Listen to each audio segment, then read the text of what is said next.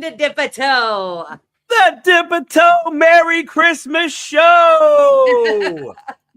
Merry Christmas, everyone. Thank you. Merry We got Christmas 10 to all. people in here. You guys, Yeah, 10 Merry stacks, Christmas. baby. 10 stacks. Thank That's you good. so much for joining us on Christmas Day, y'all. You're really festive, Simon. I'm lit. Huh? I'm You are lit. You are lit I'm up. lit. I'm lit for the holidays. Very nice. Very nice. Yeah. It is a pleasure to have you back. I know everyone's missed you so much over Oh, these.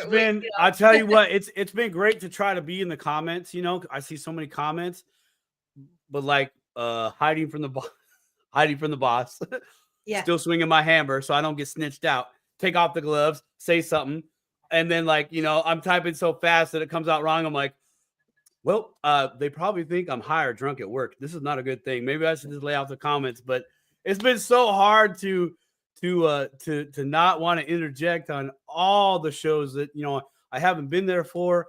But man, Melissa, man, I mean, you really are bringing value to this show and to the space. You really are. Like it's so cool to like really sit back kind of in the stands, if you will, and just really watch you hit the ball every time. You are real deal. Like seriously, like I mean, like tears on the inside, big brother stuff.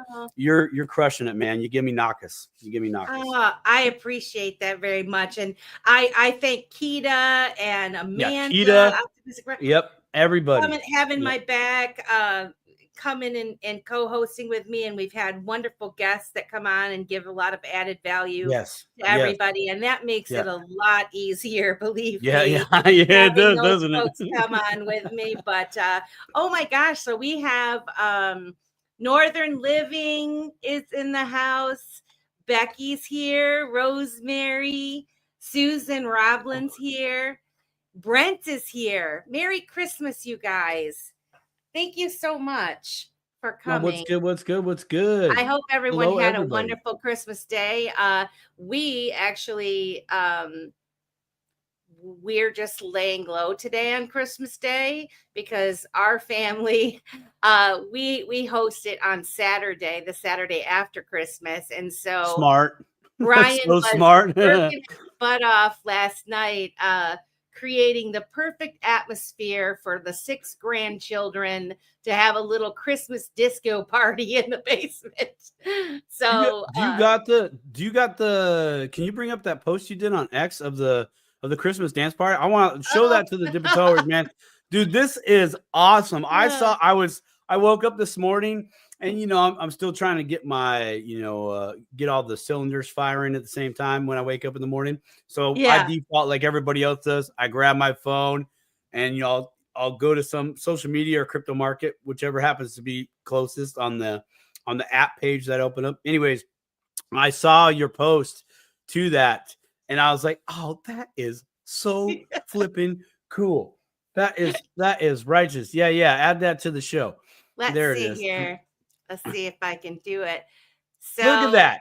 Look, you got the tree, you got the big screen, you got the come on, dude. I like it. It's a mashup between Christmas and New Year's Eve. Like I'm digging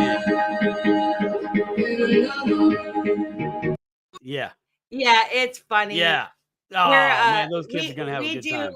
We do karaoke.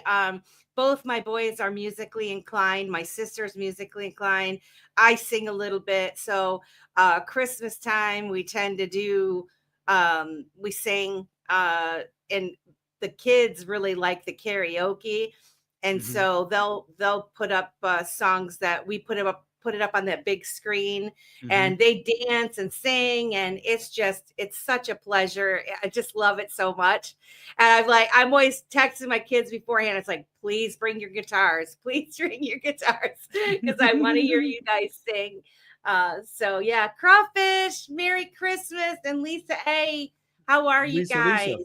What's good? Lisa. Yeah. So we're a little festive today. We're doing it. We're doing it. We're doing it. The stars aligned, and you were able to have a live show. And we were talking about recording a show, And it's like, hey, we could just go live on our regular day.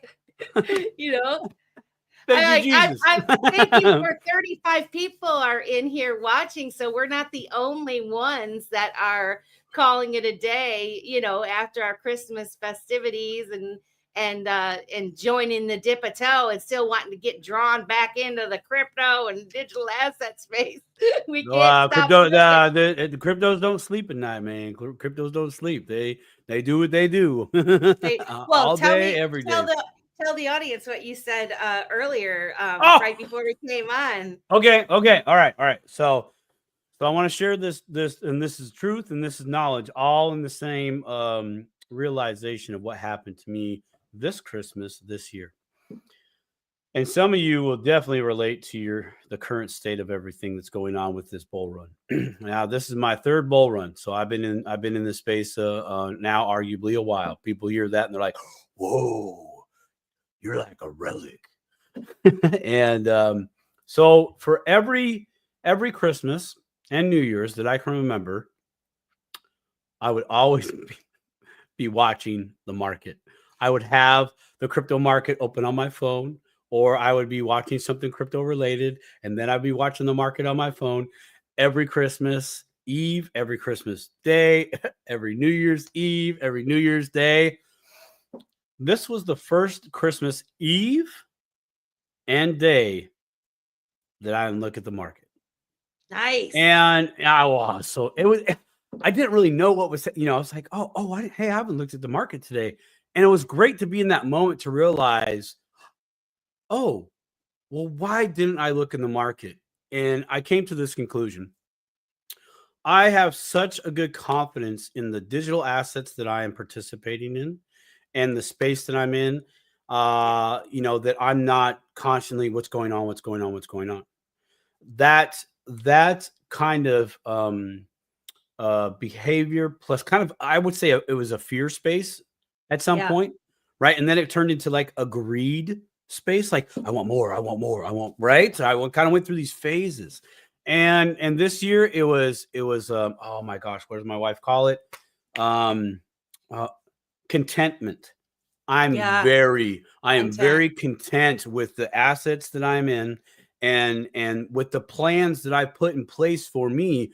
Hey, if price hits here, I'm going to do this. But let's say it doesn't. What else am I going to do? I have a few plans ready to go. I have never felt more solid in my crypto journey than I have today. And I would say that is the reason why I was like, yeah, I'll get that out of the oven, honey. You know, just a standard dude watching football. Only I'm watching crypto. So that happened to me today. So I'm very grateful. But I laughed my butt off. I'm like, wow, I've really come full circle on a personal level in my crypto journey. Yeah, same here. And I got my phone on me all the time, so I'm always looking at what's going on. And I see people posting, and I think it was I like this account, Chad Steingraber, I think as how you say it.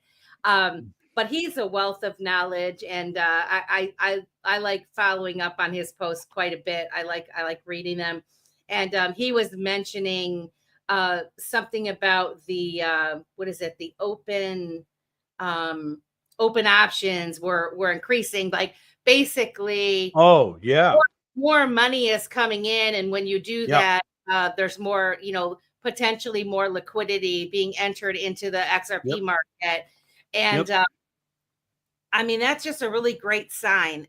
Even if you're thinking like this is Christmas Eve, Christmas Day, and people are making life moves, right? Big dollars, not the little guys. Big dollars are making moves, and I find it quite interesting. There's so many things happening. There's so many things that happened in 2024, which is, by the way, there's 47 of you guys watching. Thank you so much. Merry Christmas. Please like, share, and subscribe to our At Dip a Toe show. I want to give a shout out.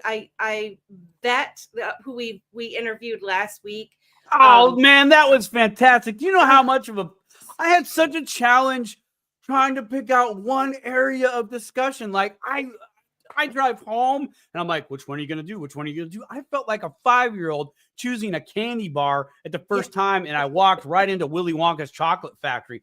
I'm I like, know. oh, sure, just pick out one topic, 10-minute video. Oh my gosh. Yeah. It was a great interview. I It was really great. like I really like him a lot because he's really balanced in his, he's a calm, Yep. kind, Yep. intelligent person that's giving back to the space.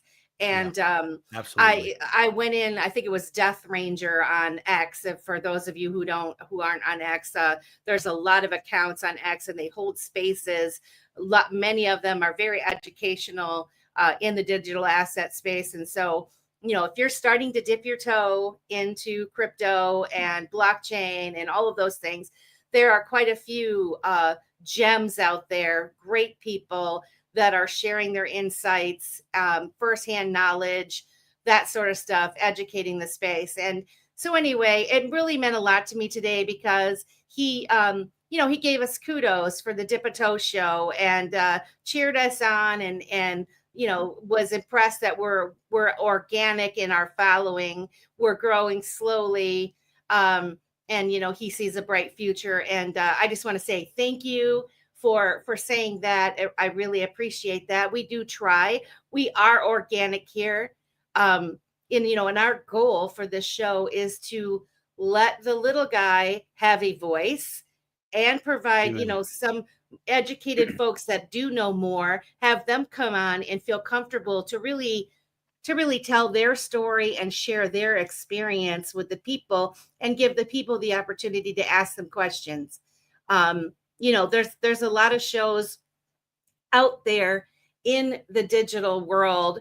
Some people are selling a product, some people are shilling coins, some people are just being silly. And I think our take is a little bit different in that we're just friends here, where we want to love and support each other, grow in our knowledge, and encourage everyone to let them know they can do this. You got this. you know Absolutely. Absolutely. They can do this, man. Real deal. I'm 100% on that. Yeah. Real deal. You can do this. Trust me. If I can do this, right, you can right. definitely do this. I mean, that's the thing, is like thinking back, where I came from, no one would even expect that I am as knowledgeable in this type of arena as I am. And my everything has grown exponentially over the past like 6 years for me. I'm gaining a better understanding. I as I dip my toe, I learn more. Sometimes my views change, and I Yep. think that's healthy. And Hmm. the other thing is like never letting someone put me in a box. Yep. Like, and I think our audience is that the audience that's out there, that the ones that come, thank you guys that are coming every week to support us, and we really do think of you as family. We're just so appreciative. We love you guys so much. And it no one expected me to do this or be smart enough, right? And so I think a lot of us, when we start hearing people talk about the digital transformation and blockchain and all these things, it sounds extremely complicated, and some people are, they think, well, I'm not smart enough and I don't understand. But when you start to break it down into little pieces and put it into real world examples, which you Yep. do fantastically, Simon, creating Thank that you. analogy for people to really grasp why we're so excited about this and what an Right. incredible opportunity this has been Right. for Right. people. No, it can be a challenge sometimes because it's like I can see the value. I don't know all the lingo. Like I Right. don't even like talk like let's Sure. have a chat with Quincy Jones on that. Love I that dude. know. Love that Right. dude, right? But when he talks and he's using that broad, vast vocabulary that he has, right? Financial, technical, etc., right? And his analogies are great. But even when he's talking in that very deep technological understanding, like I just delete the words and I see the flow, right? So for me, I can transfer that flow down to others. And Melissa, I like where I really love this. You show me different ways of how to do this just on my own in my own personal life, and let's take another look at things that okay, I don't like what I may have to do, but let's really go look into this to see if I really have to do this. Should I do this? Is this applicable to my situation? You know, you've really helped me get over a hump there where I traditionally will dig in my heels, so to speak, on something, right? And so you've been a part of my growth in that process. Oh, yeah. Man, no, you've done a great job because I'll listen to the show and and I'll listen to you ask some of your questions. And I can see it on your face. You already know the answer, right? And I love that you do that. You do it. Optimistic Prime does it. Miss Kita does it. You guys ask the questions for for someone else that's in the room that doesn't might not be able to ask that question or have the courage to ask that question because that's hard. I don't know if Yeah. y'all be in spaces, but It's sometimes hard. you go on a space, you're like, oh, I was really hoping I wasn't the absolute unknowing person in the room. Right? No more clicking, no more drunk Yeah. clicking on random rooms Right? anymore. I Yeah, got right. something to Yeah. say. Yeah. Hey guys. Yeah, exactly. No, I agree with you. I mean, I've Yeah. listened in But on you guys do many a great job. spaces. I'm starting to just get enough courage to kind of like raise my hand and go in and start talking and ask questions or say something.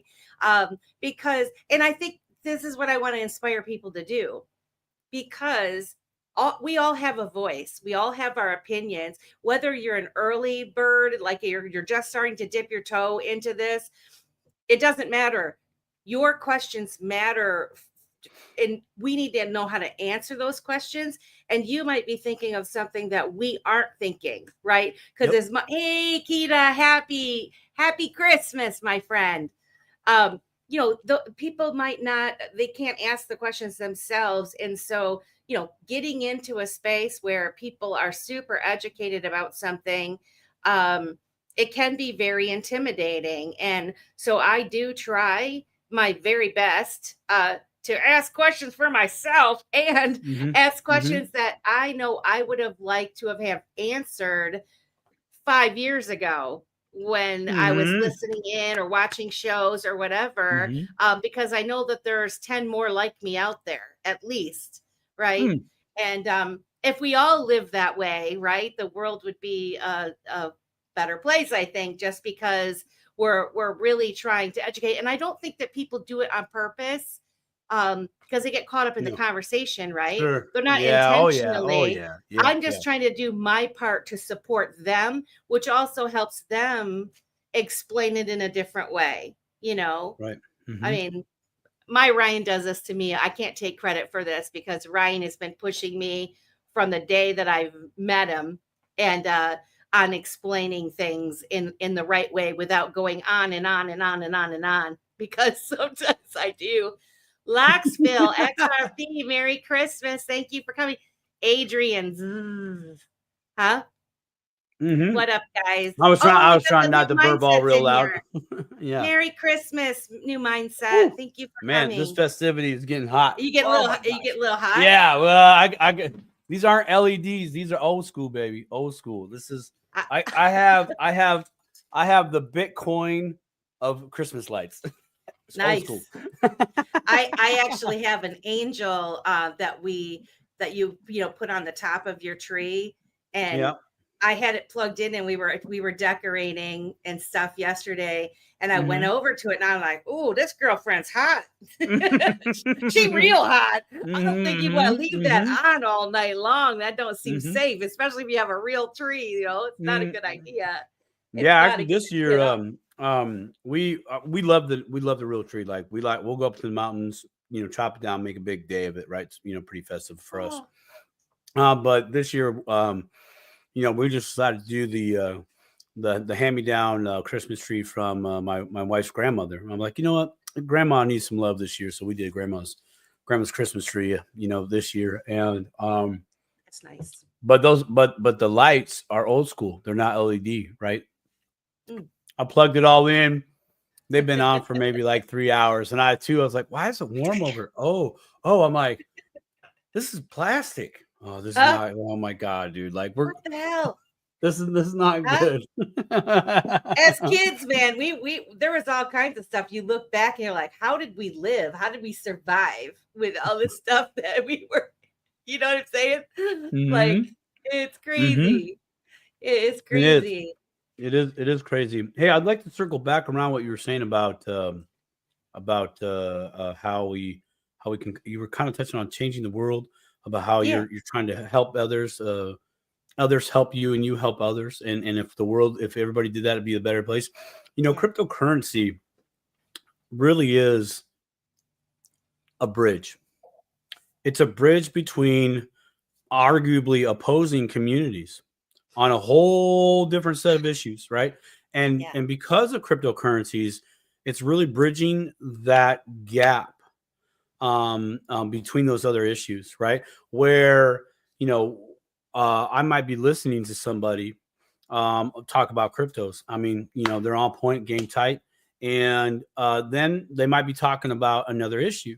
Maybe that I'm one that I'm like I'm backing up from that, but I'll stay a little longer to listen just because I respect their perspective in crypto and what I've learned from them as a person.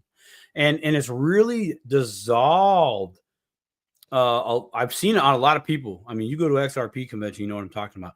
That just melts away, and we're so open minded, and the willingness that we all know is inside of us, like it just comes out. It just Yep. comes out, and we're there to talking about. Listen, like I don't know if I agree with you there, but I'm actually not in your situation either. So what's your situation?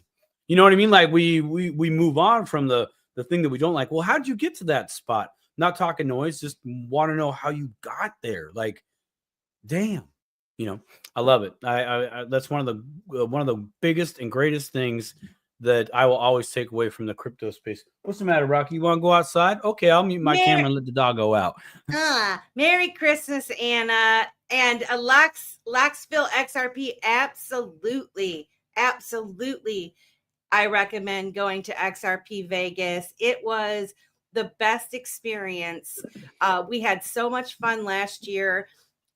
In fact, we throw a pre-party on the Thursday night before the XRP conference starts, and keep your eyes peeled for more details on that, because last year was just so fantastic. Here's the thing, like what Simon was just saying, there are so many different kinds of people that are involved in crypto, digital, whether you want to call it crypto, whether you want to call it Bitcoin, whether you want to call it digital assets, whether you're just an XRP person, it doesn't matter. Most of us all want the same thing, which is a level playing field, freedom, sovereignty. We want the world to be free, and hence my name, World Be Free. There are people that are, somebody who works at McDonald's and executive bankers, everyone in between, people that are super young and people that are, 75, 80 years old, where Yeah. we span all ages, all nationalities, color, creed, race, you name it. Yep. Yeah, we're there. We're None of there. that matters. There's just, it's Yep. all love. And Yeah.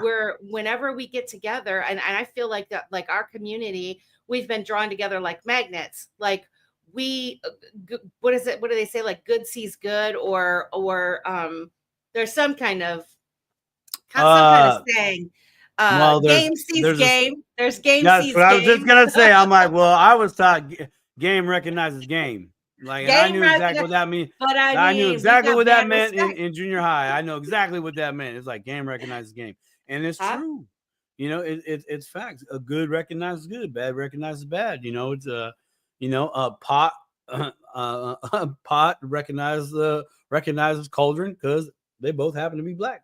Yep. All those sayings. We are alike, even though we are vastly different. I will tell you this too. If you're a single person, like you don't have anybody out there, and I don't mean single as in like, hey, I'm available. I mean like you're just one person. Huh? Hit me up. I'm just saying. Yeah, I'm yeah. just kidding. I'm kidding. Oh geez, I still laugh when I told Mr. Man's face when he had the one fella in there. I told him I'm gonna slide into his Was DMs. oh was that wasn't Jake, was it? Was It that Jake? was Jake. It Yeah, it was was Jake, Jake. wasn't he? Not Jake from State Farm, but Jake Claver. He Yeah. was doing a special session with Mr. Man's private group, and I want to get him on the show, and he's supposed to come on the show, but we had to like reschedule it. But I told him I was going to slide into his DMs, and then I didn't really realize like sliding into DMs, but I didn't mean it like that, but anyway, it was a funny thing. Dude, it I was got myself fire. flustered now. I don't remember what I was saying. What the hell was I saying? Oh, being that like if you're one person and like you don't have anybody in your own backyard that's really relating to you on crypto or any of the digital assets, you don't have people to talk to or whatever, this community is for you. The Dipito family is for you. If you're thinking about, oh, I don't know if I want to go to XRP Las Vegas because I'll be by myself, no you won't. Right. No, you will No, you not. won't. I could guarantee you, if you reach out to us, we will make sure that you're not alone. Like you can come join our party, and we'll introduce you to a couple people. The next thing you know, you'll have fast friends, and you'll have the time of your life. I'll even You bring got you a some cookie. I'll bring You you a know, bring us a cookie. cookie. I'll even bring you a cookie. What is it? Bring you. Laxfifth, he says, my friend takes me to the win. I'm going to see if we can plan it around. Do it, Laxville. Just, you know what? Not going to see. Make it happen, man. Just make it happen. You know what? Even if you don't have the 900, I mean, it is expensive to go.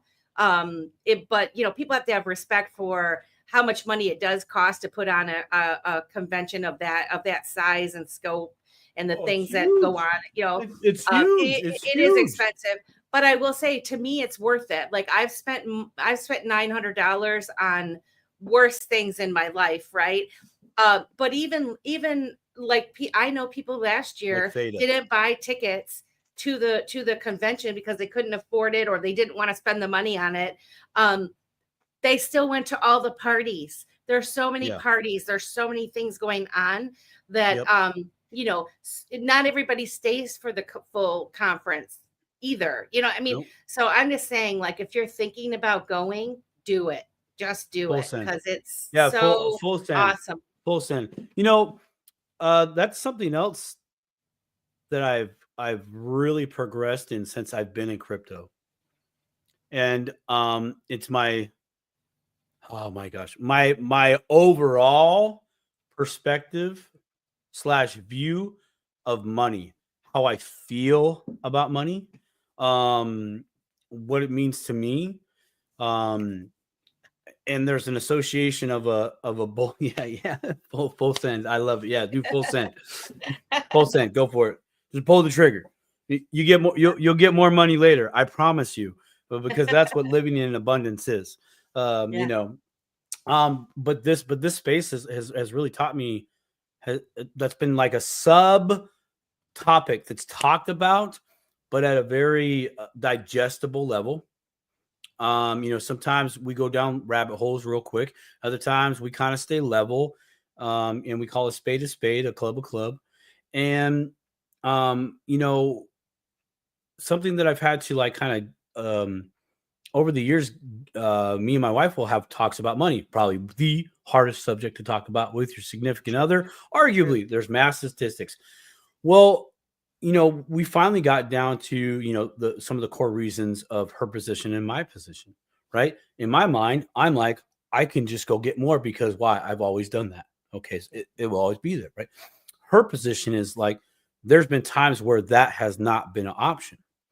And so there's been the time and space, and most of us can relate to this. It's either air quotes, a fun thing or a survive thing.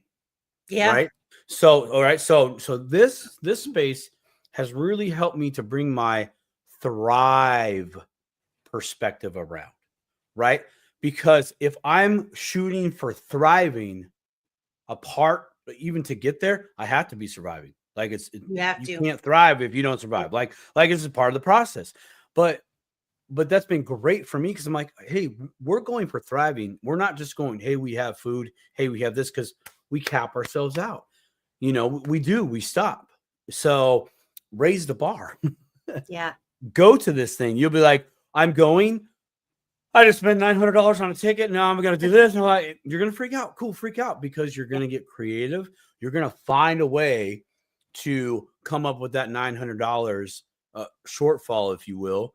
But when you go there, you're like, no, I'm doing it again. This is stupid. I'm living in fear based on food. No, go get that money.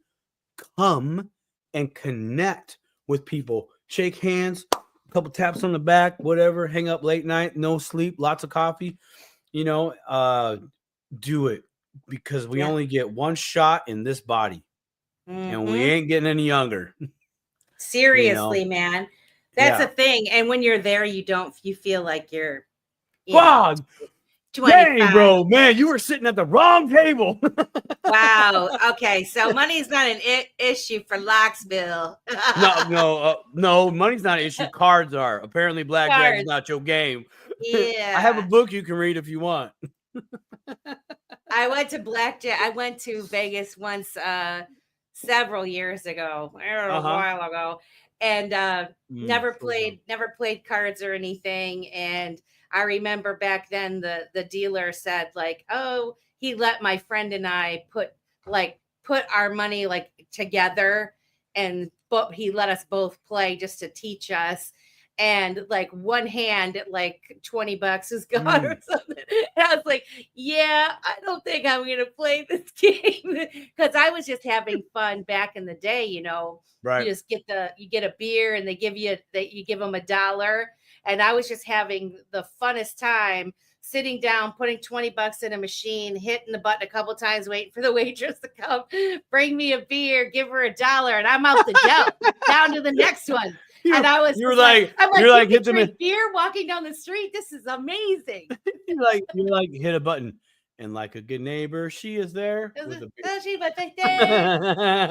Okay, let's go to a new machine. My beer's almost empty. I got to go to another machine. Why? Because they don't walk by you. Because they know they gave you one. You got to go to a whole new row. Exactly.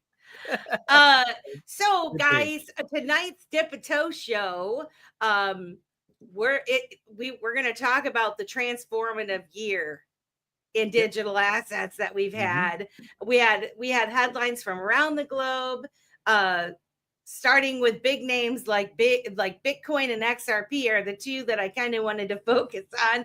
Are you ready? Yeah. Are you ready to start talking about this? Oh, I am. I saw Becky's little comment here. Where is it? Simon, I'm jealous for the cookies. You know what? At the end of this, closer to the end of the show, I'll tell you where you can get the cookies, XRP ones. But I'm going to give some away tonight. I'm going to give a 6-pack away tonight on the show. And then, did you want to, do these two, and this thing, or do you want to wait for New Year's? Ooh. I mean, we could do one. We could do one tonight, and then do one. Okay, we'll do one. All right, cool. That'll get people excited for it. Cool. Yeah. So I'm gonna give away a 6-pack of these XRP cookies because I happen to know the owner. And we're gonna be giving away a Ballet XRP crypto wallet. This is how secure it is. You can barely see it. Yeah. Wow. You can't see it. Sorry. The box is green. Give me a break. I totally didn't plan that. That's awesome. Pretty soon they'll be like that. It'll be like some hologram that only you can see on your frequency or something like that. But yeah, we're gonna give away that tonight as well. Very cool. Yeah. Welcome 72 people that are watching Dip a Toe. If you just joined us, Merry Christmas. Happy New Year. We're gonna have our show on New Year's too, because that happens to fall on a Wednesday, which is our normally scheduled time. But it's a pleasure to have everybody in here. Hope everyone had a wonderful holiday. So I got a couple little things written to talk, and then I've got like so many different points to go through of the wild stuff that happened in 2024, which is, I mean, I think 2025 is going to be exciting, but we laid a lot of groundwork in 2024, maybe Yes. more than some folks even realize, especially those that haven't given it much attention, and people that look at us like we have a third eye when we talk about, the digital transformation that's happening, and, the financial overhaul and all of that. I think a lot of people don't really believe us. They You know, yeah, they think it's we're when just you say crazy. digital transformation, dude, they're just like, oh shit. Hey Bob, we got Like, another what? tinfoil hat person down here.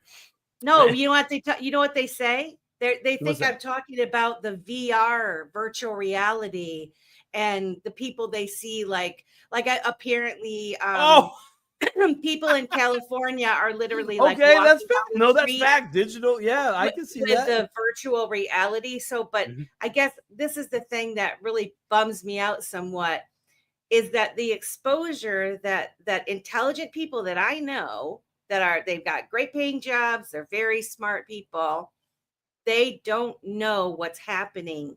They have no clue. And what they do know is, well, yeah, I see this guy named Johnny walking down the street with his virtual mask on. And, and I guess it's really sad. And I guess that's how they want. And that life's not for me.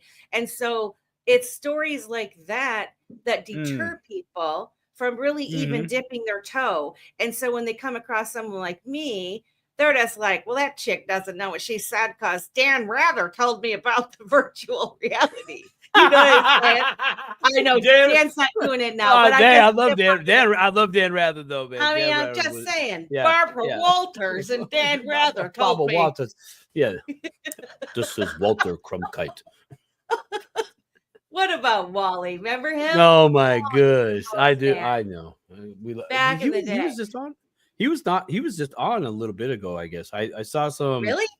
Yeah, it came across my YouTube feed. Like I thought he was I passed away are, by now. well, there was something. Oh, it I was a don't know if he special. came back. I was just like I was like, bro, In I thought you were virtual gone. reality, Yeah, though, he could totally be alive and well. So I'm just man, that's saying, crazy. I mean, if you maybe want to he. live in What if that he? virtual What if reality he world. never existed? Exactly. Okay, here we go. What? Off the rails. Huh? And let's bring it back around. We are watching a movie. We are characters in a movie. Anyway. I didn't get my script. Huh? My I thought my I hubby sent had you the taught me the script, plan. man. You didn't send me the script. So my first little read up thing is Bitcoin, the King's Okay. Journey. Huh? How do you like that title? It's good. Bitcoin kicked off the year with its fourth halving in April, Yep. slashing the reward that miners get in half, which Mhm. historically pumped up the price due to reduced supply. But the real game changer was that the US SEC finally gave the green light to spot Bitcoin ETFs in January, which Mhm. opened the floodgates for all of that institutional money. Mhm. And then Bitcoin, as we all know, hit an all-time high. But it did have roller coaster moments throughout the year. The Always. market cap literally doubled from last year, and so in 2024 it literally doubled. And so we're talking recovery from the crypto winter of 2022 like it never happened. That's how significant that little chunk for Bitcoin. Just wondered what your thoughts are on that, Simon, because I do think that was pretty No, that was awesome. significant. Okay, let's go corporate, okay? Because what you're talking about, like the things that and the stuff that we're going to discuss throughout the remainder of the show uh, is basically institutional corporate level. I know Peter Jennings. Huh? What up? Yeah. Hey, hey, just put in the comments right now, or maybe the comments after this show, your favorite fake news anchor. You know, Please, please, and please, thank you. yeah, please and thank you. Go ahead, do that. That'd be a fun thing. You know, I'm gonna do a who's the face one swap that for the next who's show. actually Brian Williams Dude, that would be was one of hilarious. Brian Williams was one of mine on Brian Uh, Williams. Yeah. He, the only reason why I liked the guy was because his tie. I always liked his tie. I was like, guys, this guy's got some good ties. I mean, the rest, whatever. I'm like, but I love the dude's ties. Anyways, coming back around to Bitcoin and the Bitcoin journey, you know, it's that those things taking place. The ETF is big. Okay. That gives institutions here in the States the opportunity to create products for their current clientele, right? So this is that liquidity that now can come in. Is all that liquidity going to come in? No, they're in other parts, but now they can start building products around the Bitcoin ETF and also other ETFs to follow. So that is a good thing for the crypto space at large. That's a good thing for, of course, those investment firms. That's a good thing for us, though, as well. And the reason for that is because we are in the same seat, rather, they are in the same seat as us now, us early adopters. In order to have ETF, you have to have the real thing. You got to have the real thing, baby.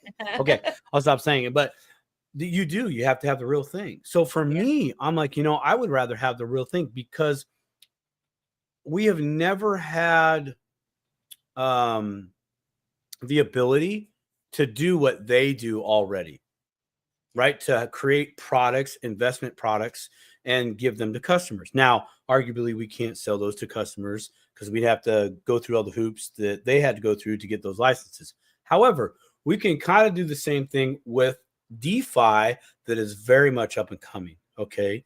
But we have to have the real thing. Got to have the real asset. So I think that's really huge. That will be and currently is. That's just more power to us. We might not view it that way, but that is the truth. So I think that's a good thing overall. I try not to, and it's tough. I try not to get in that mind space of like, oh, here comes the big companies. Oh, they're just going to take everything and blah, blah, blah. Okay. It's really easy to go down that route. It's like, look, man, that's what they do, right? That's part of their MO.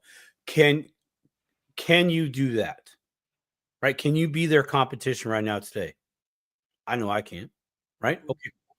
So how can I do what they do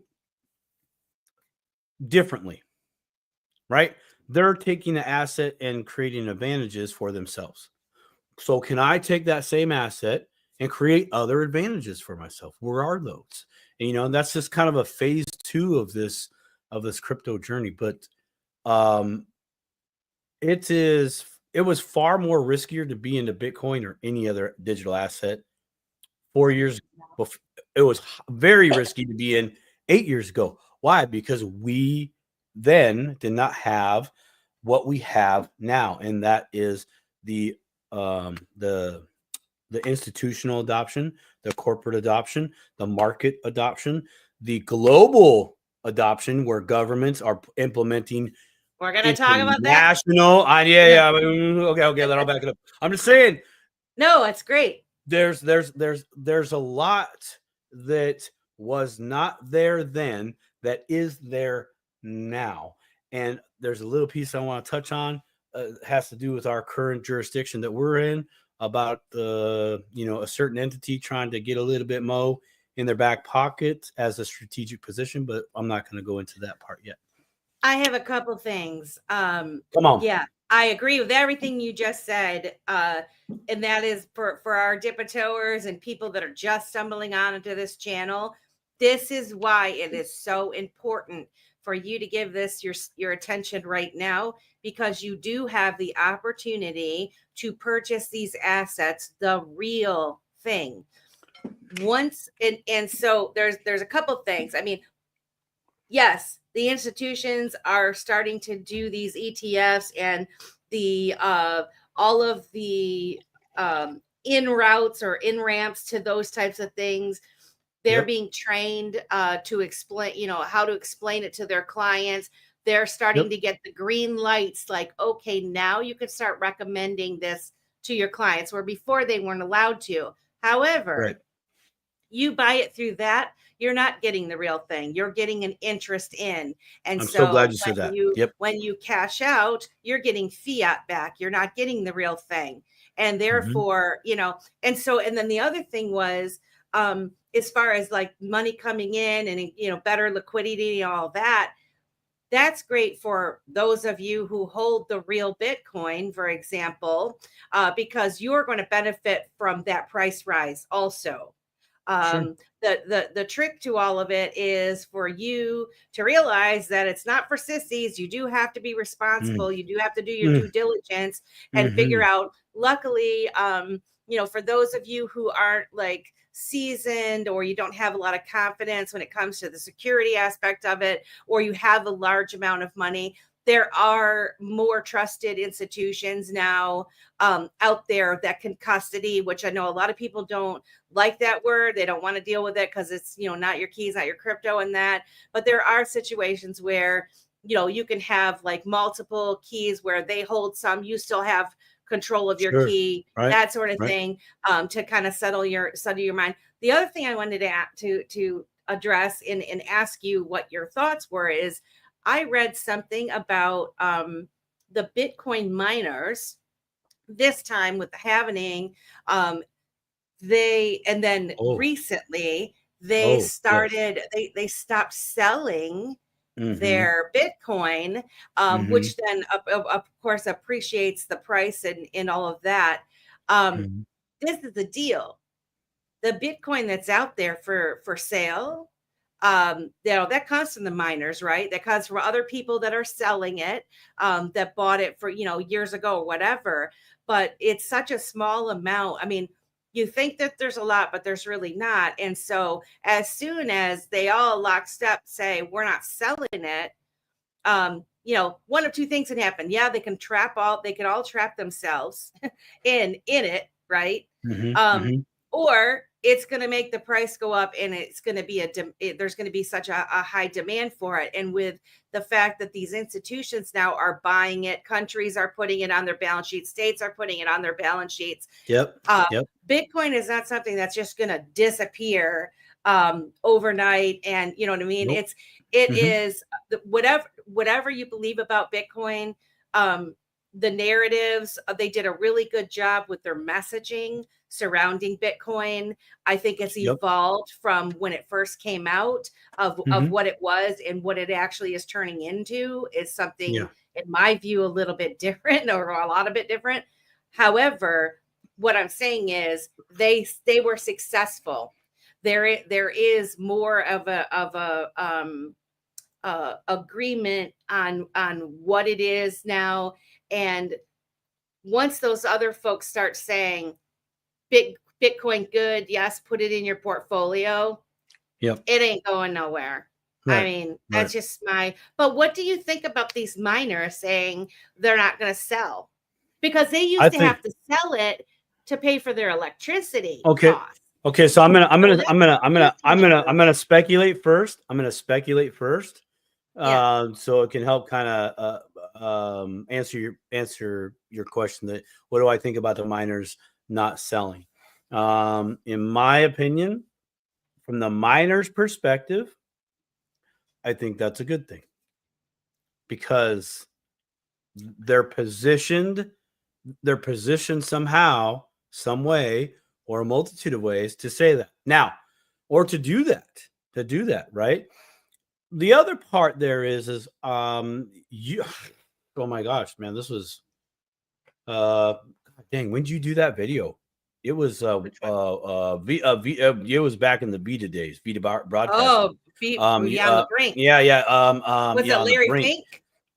Yes. I think it was, because you touched on it, where BlackRock had started to buy or get a strong, if not the strongest, stakehold in some of these U.S. mining companies. Okay, so if that did happen, then you have to ask the question, well, actually, the miners aren't selling anymore. Why? Then you ask, well, who owns the miners? Right. And that's Correct. another question, right? Okay. Right? So now I'm speculating here, right? I have not I'm done my research. speculating. Yeah, I'm totally speculating, right? Common So, sense talk is what you're talking. right. Yeah, sure. Well, I don't know if it's so common. I I mean, mean, there's only one of me, and I think the yeah, world that's most people say Simon, just one of you here is enough. yeah. It's enough. So, so if that has happened, then that would make sense of like, no, we're not selling anymore because we need to get as many Bitcoin as we can to hold our position strong in the products that we're going to be offering. Well, Merry Christmas, Merry Christmas, Merry Christmas. Yeah. Merry Um, Christmas, Mr. Glamour. now I'm going to come from the other non-traditional corporate side, like with BlackRock and friends. Okay, if there are some other independents, minor companies out there that have put themselves in the position to not sell or to not have to sell, um, good job, because now they can do the same thing again, putting themselves in that position to do what Larry Fink and friends are doing, offering a Bitcoin ETF or participating with maybe the competition down the street. So because now they're the ones with the machines, they're the ones that get the assets. And as you know, and I know, he or she who holds the gold makes the rule. And that's with any digital asset within this space. That's Right. just plain simple facts. That would be Which, common sense, by the way. which, I mean, okay. It's so on one hand, that sounds fantastic, right? Right. Sure. That the guys that started up doing the mining and they're making Mhm. money, and say now that they've made the money that the Bitcoin that they did keep, now they have enough to where, Mhm. like you say, they could put it up as collateral, and They could. they could take loans off it. They could, Yeah. instead of getting rid of their Bitcoin, they could earn interest off of it, Yep. that sort of thing. That Oh yeah. so I get that. However, now, like you're saying, Larry Fink and BlackRock buying, interest in these miners. And if you look, there's lots of large organized mining operations around there, Yes, there right? is. Yes, there So is. Yes, there is. good thing for stabilization of price, right? Mhm. In my mind, I could see that. Bad Sure. thing, though, for the narrative of total decentralization, because you have you Yes. have you Yeah. have the miners are showing you they can effectively affect the price because they're not Yep. selling it. The And ones that they're supply. creating, there's Yeah. nothing that says they have to sell it. So if Nope. it's not already on the market for sale, Right. there's not going to be any more that are going to come on. So um that's where it's kind of like, if there is Bitcoin out there for sale, you might want to get some. You might want to get your little slice, because I do fully believe that at some point in the future, and I don't know when, and I see that Bitcoin's going to be locked away, and it is going to be that stable store of value used for collateral and big type things. Like, Yes. Yes. I think anybody that's going to transact in Bitcoin in the future, peer-to-peer transacting, is going to be out of their mind, because once they transact, they ain't getting it back. As No. well, I mean, you would, because the Bitcoiners now aren't doing it. Yeah. Why? Not because they can't use it. They can totally No. use it to transact with one another. They don't want to. Why? Because they see it as a You won't store get of it back. value, and they Yeah. see that it's something going to be valuable in the future, which is a great thing. But like I said, these big institutions that have control, they're buying their control one way or the other, whether it's the big energy corporations out there that are Yeah. really involved in the mining and supporting that, and regenerative type energy, which is another good thing. I'm not saying Sure. it's a bad thing, No, no, but no. I'm just saying from when I started several years ago learning about Bitcoin and what I thought it was, Sure. and what it is, what I think it is now is Hmm. much different. But I still think it's Oh a yeah. good thing. I'm not saying Yes. I'm against it or anything. I'm just saying I hope more people realize that it's evolved into what they may have thought it was in the early days. That's all. Yes. Well, and that honestly, that And gets I'm going to back land to my plane on that one. that kind of gets back to the statement I made earlier about it was far riskier to be in Bitcoin then than it is now. It was far riskier to be in XRP back then than it is now. Ethereum, Polkadot, even Theta. It was far riskier back then to be a Theta then than it is now. I know. Sorry. It's Christmas, dang it. I'll throat punch you. I swear to God, Red I'll Hot say that one more Stepchild. time. I'll kick you out of the room. I'll kick you out of the studio. Tell it, yeah. Theta. But the other thing I want to touch on what you said there is the store of value. Okay. What we thought of store of value back then has changed. Would you agree that Yes. what you think is a store of value, right? And Yes, your ability 100%. to see, well, it's valuable to them. So if it's valuable, then that's store of value. That's where they put the value. They're like, I can use this for blah blah blah. Yeah, what is art? What is art? Yeah. Art can be a store of value, right? Exactly. Those that appreciate the thing or value the thing, well, that's your market for the thing, hence your value, right? Man, that's a huge rabbit hole too. So I'm gonna stay with you. I know, man. I know. No, it's good. It's really good because this really speaks volumes to the involvement of one's journey within this space, right? If you've never understand money, if you've never understand the word value, right? Or you might be reading some type of book on money or finance or something, and you just get lost when people say the word liquidity or value or it's not the real thing. Well, what do you mean that the What do you mean it's not the real thing? Wait, what do you mean it's not real? You evolve from it, and when you go back and read or listen to podcasts or listen to books on Audible. I was going to say books on tape because that's my era. When you do that and you listen again, because you've changed in this space, your perspective, your knowledge, when you go back and listen to those things, you have a deeper understanding of what they're talking about, and they're literally talking about the same things. When you have an individual like Robert Kiyosaki, like say, okay, I'm on board with Bitcoin. Okay, that's because Robert sees a value in Bitcoin for what Robert does. Right? He sees the value. He's like, okay, this is valuable to me now. I can use this thing, right?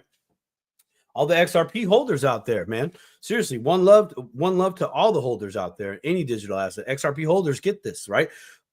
I can tell you the top thing that almost all XRP holders value in XRP, and I'll tell you what it is right now: utility. Everybody says utility. That is the thing that they value the most with XRP. It has utility. It can be used. It's functions. It's pop, pop, pop, pop, pop, right? It's just like a car. It's got tires. It's got blinkers. It's got this. It's got that. It's got that. Okay. So that's why most XRP holders say, oh, this is good. And that's why Bitcoin is, Bitcoin. Not going to poo-poo it because it has its own different value. It's not the same thing. It is. Yeah, it very much is. And I'm really curious to see, 8 years marking on the calendar, where we are 8 years from now and our understanding of value in different coins, digital assets, or whatever happens to be the new thing on the block, where we're seeing the real value. Quincy Jones has come on the show a few times, man. I love Quincy, man. Much love to you. Merry Christmas, brother. Merry Christmas, Quincy. He always talks about, and we've had discussions on the show about value does not equal price.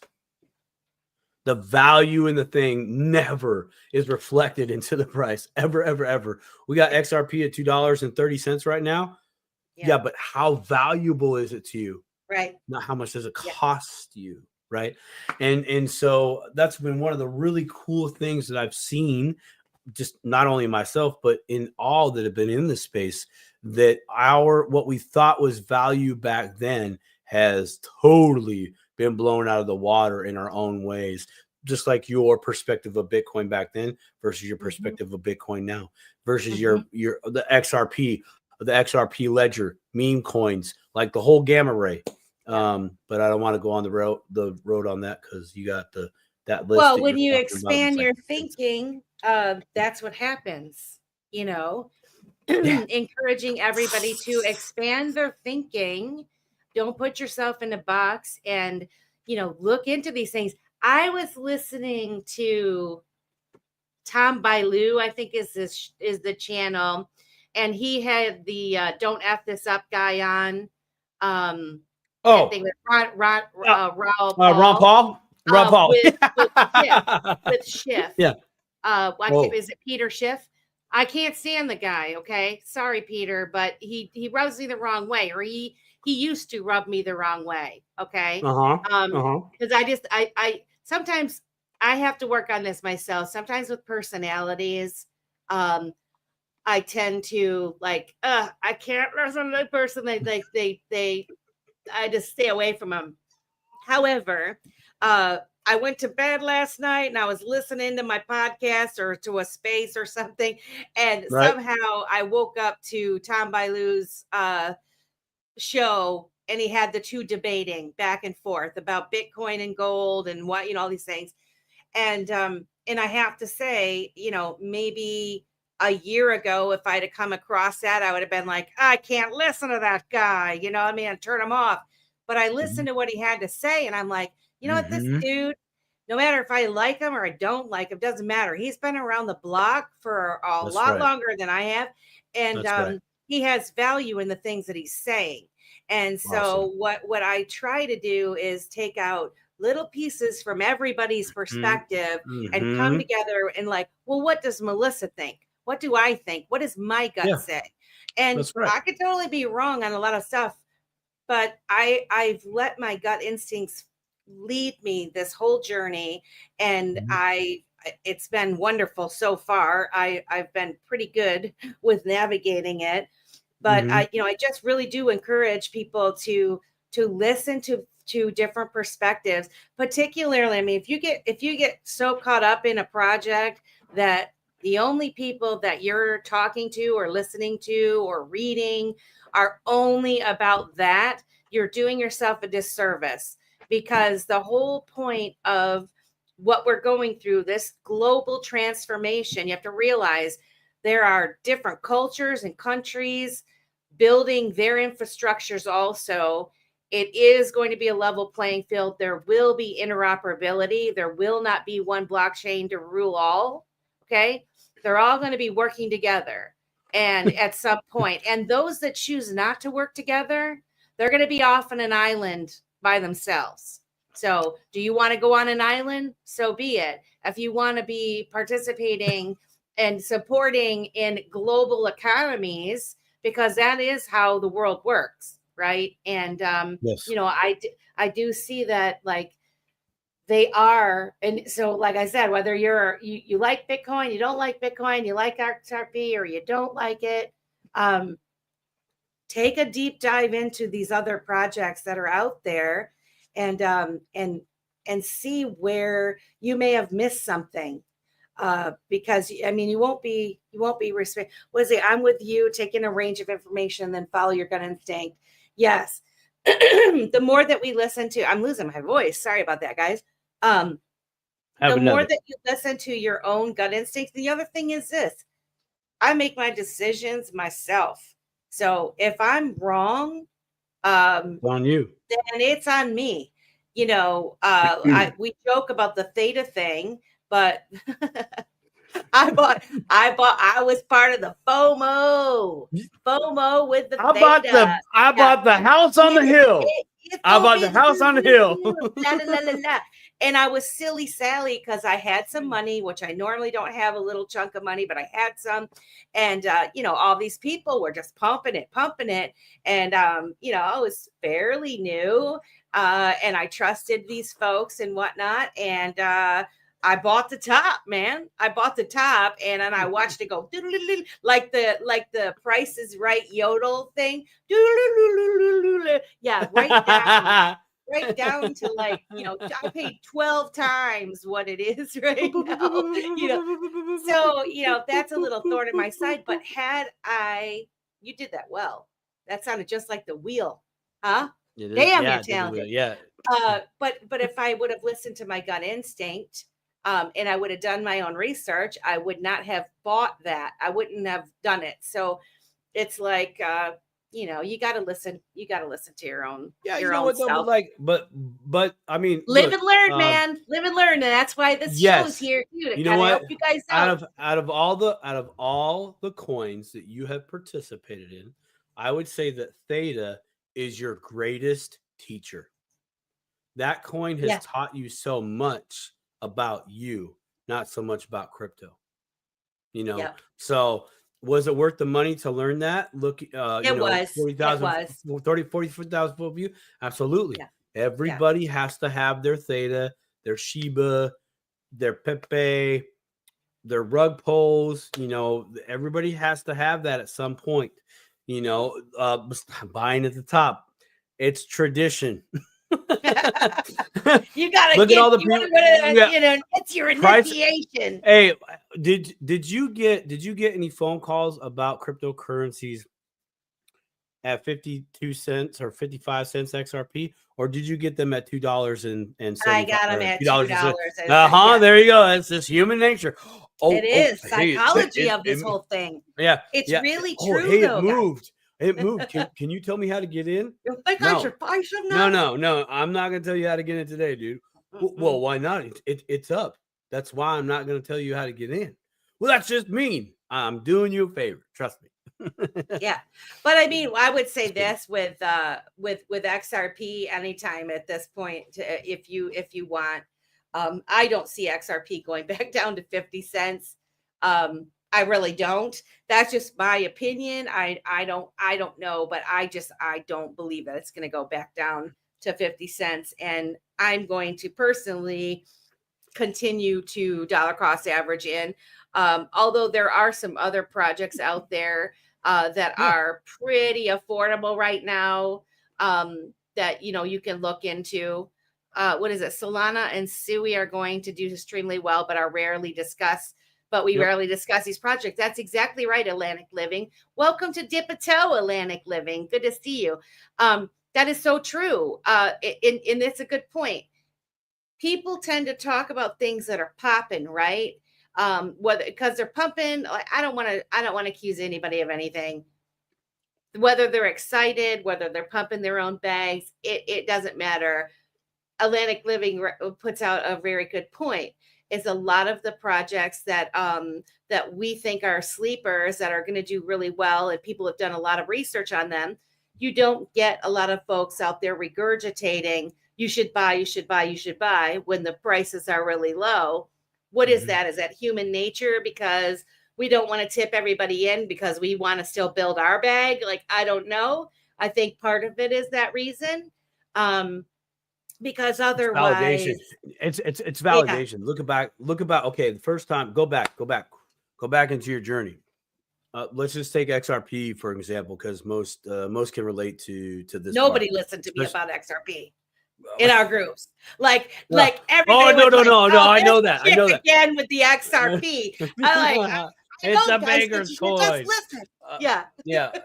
But go back to when you first started to put things together with XRP, where you saw the value in it. Okay, so that first part, most people won't go and say, hey, you need to buy this, because they're still like, man, this looks really good. They're trying to figure it out. But yeah, exactly. But I did spend $200 at the casino last night and lost. So am I seeing it right? Man, the confidence isn't there, right? The confidence isn't there. and then you think, then here's the other roadblock, and I hit this all the time, in my consulting, my crypto consulting. It's I literally have to assess the person's either A, their knowledge of crypto, or Yeah. B, their ability to intake information. And so it's Good just little point. drops. So it Yep. is. It's literally plant the seed, sprinkle a little water, 2 pumps to the chest, and be out. And that's not from a disrespectful place at all. It's just, look, I'm going to plant the seed, and whatever happens in your process to have that seed break ground, when that happens, give me a call. Mm-hmm. Or hit me up again, and I'll show you a few things, or find some crap. Hey, have you heard this blah blah, so and so on YouTube? Send me the link. Oh, this is Yeah. what they're talking about. This. Well, what's that? Google it, say how to or what is in your YouTube search, and you'll find it. Kind of go down that rabbit hole. And once Mm-hmm. you think you have it, then come talk to me and I'll tell you if you have it or Good. not. Good. And That but is fantastic. but it's been hard, because what I want to do, oh my gosh, and then what? Yeah, I can't Yeah, do I that. feel you. Yeah. Most cryptopians out there know exactly what I'm talking about, but that's where the how do I want to put it? The gatekeeping comes in, but it's not from a position of like, no, this is mine, and I'm not going to tell you. It's from that position to be like, oh, it's just like, oh my gosh, what's his name? Jack Nicholson. You can't handle the truth. It's like, dude, you can't. Yeah. My It's mind so much is still in. information. Like, dude, there's a spot back here that won't grow back in my brain. It Mhm. won't. It melted. Exactly. It's gone. It fused in with some other randomness. I don't know. Doc says I got 10 eons to live. I don't even know what an eon is anymore. I remember I used to back in the day, but now eon what? Is that a new coin? Is that a new protocol? Yeah. What are we talking about? Yeah. Anyways, sorry. A little bit of a That's sugar rush there. hilarious. I'm having No, I yeah. love that. I love that though. It may seem rude to some folks for you to tell them like, hey, look this up, look that up, or whatever. But you're helping them expand their thinking, Yeah. learn researching baby steps by themselves, because we learn by doing. And sometimes as adults, even once you've left school, we don't do that shit anymore, right? I mean, a lot of people are super duper rusty, right? And a lot of us have been so programmed by the television and the news and the movies and all the stuff, to where we just trust what the guy in the television tells us, right? And so we're just like looking like this. This is all we see. And so you have somebody like you or me saying, look this up or look that up, and they don't want to believe it because it's the internet. It's because it's on the internet. Because everything is true on the internet. I know. That's what I know. they'll say I know. No, but I do think it's super duper important for people to take those so that they could come back and ask you questions with something to be able to ask you, for you to, we can't give you our oil. That's what I always say. Like, same thing with God. I can't give you my oil. I just believe I know him, right? Yeah. I can't give you what I know. You have to do that for yourself. Same thing with this. Yeah, I can't give you my due diligence that I've done myself. I can tell you can trust me, but I don't want you to trust me. I want you to trust yourself. I can't give you the determination. I can, however, give you validation with what I know. Let's conversate. I can give you validation all day, or I'm literally going to say, actually, I don't know about that, but it makes sense to me with what you just told me. This makes sense to me. This is computing. I would probably try to go here, right? Yeah. What? Okay. I'm not as good as you are at that. Oh man, I'm a TV kid, man. I'm a big time movie guy. I was gonna say you touched on the school thing. Okay. Yeah. We go to school. We're in a box. I recently just listened to Robert Kiyosaki's one of his latest books. It was written in 2017. It's called Why the Rich Get Richer. Oh. And and in Rich Dad Poor Dad, he touches on the school topic a little bit, but here he really touches on it a lot, and he repeats himself a lot. In the you went to school, public school was designed at some point to train you to be a worker, not an entrepreneur, not a business owner, not a professional investor. And he talks about education a lot in this book, and hence why this is Why the Rich Get Richer. And so so after school we go to work, we get in our box. Some of us get outside our I'm box. listening still. No, it's good. And then when we recognize we're in a box and we decide to get out of our box, then we really start getting our real education. And in the book, Robert talks about his first time that he went to a real estate seminar. It was 3 days, and the instructor said after the 3 days, here's your homework assignment, which is I want you in 90 days to look up 100 listings and assess those listings to see which one is the best listing for a real estate investment opportunity. Well, that was the real work. That was the real education. And the same thing is in this space. When you are actively participating and doing things in the space, so that could be watching this right now, putting in comments like Atlantic Living and Becky and Locksville. The biggest pushback I get from XRP haters is always three things. Ripple dumbs a million retailers every month. XRP has very slow TPS compared to SL3. XRP has 0 developers. Okay, so those are the three things, but like that's literally talking baseball or football or any other sport in the crypto space. Like we're like, I don't like Mercedes because of blah blah blah. I don't like Ford trucks because of blah blah blah. I don't like BMWs because of blah blah blah. Okay, great. That's just your opinion.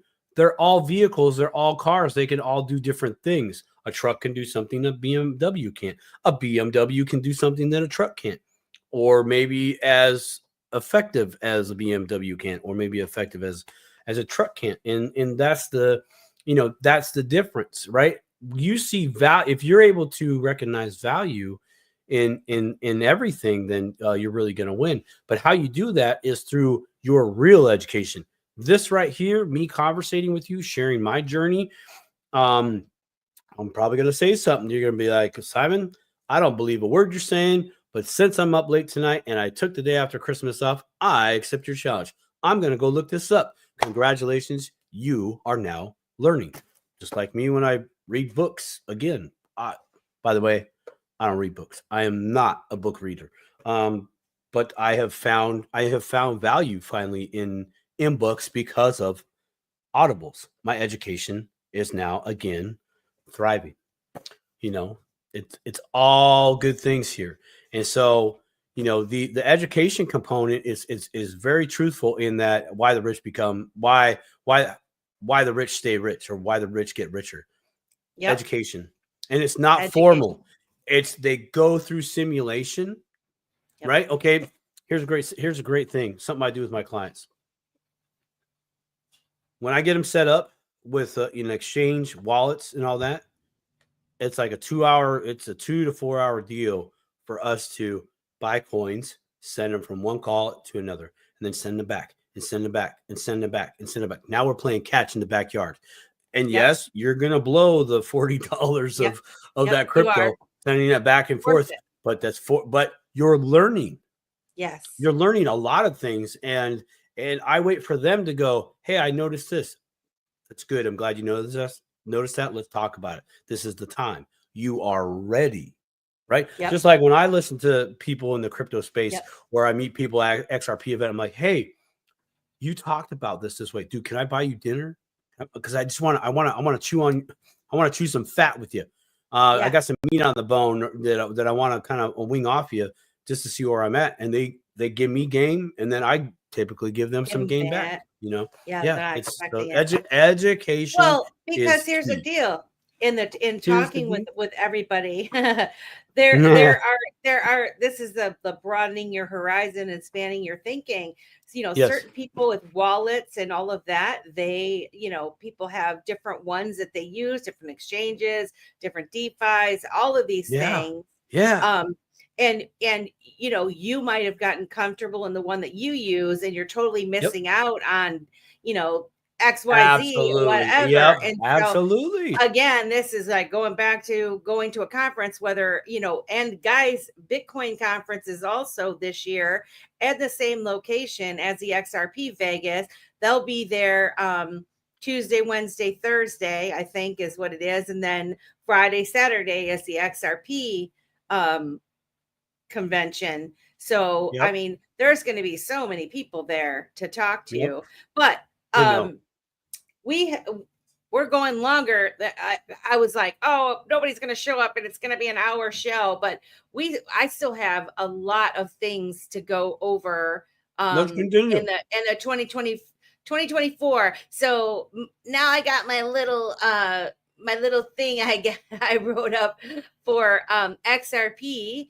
And so XRP had a legal victory and global expansion. For those of you that don't know, XRP's had its moment in the sun when the U.S. court ruled this summer that it's not a security, which many of us that followed XRP, we already knew that.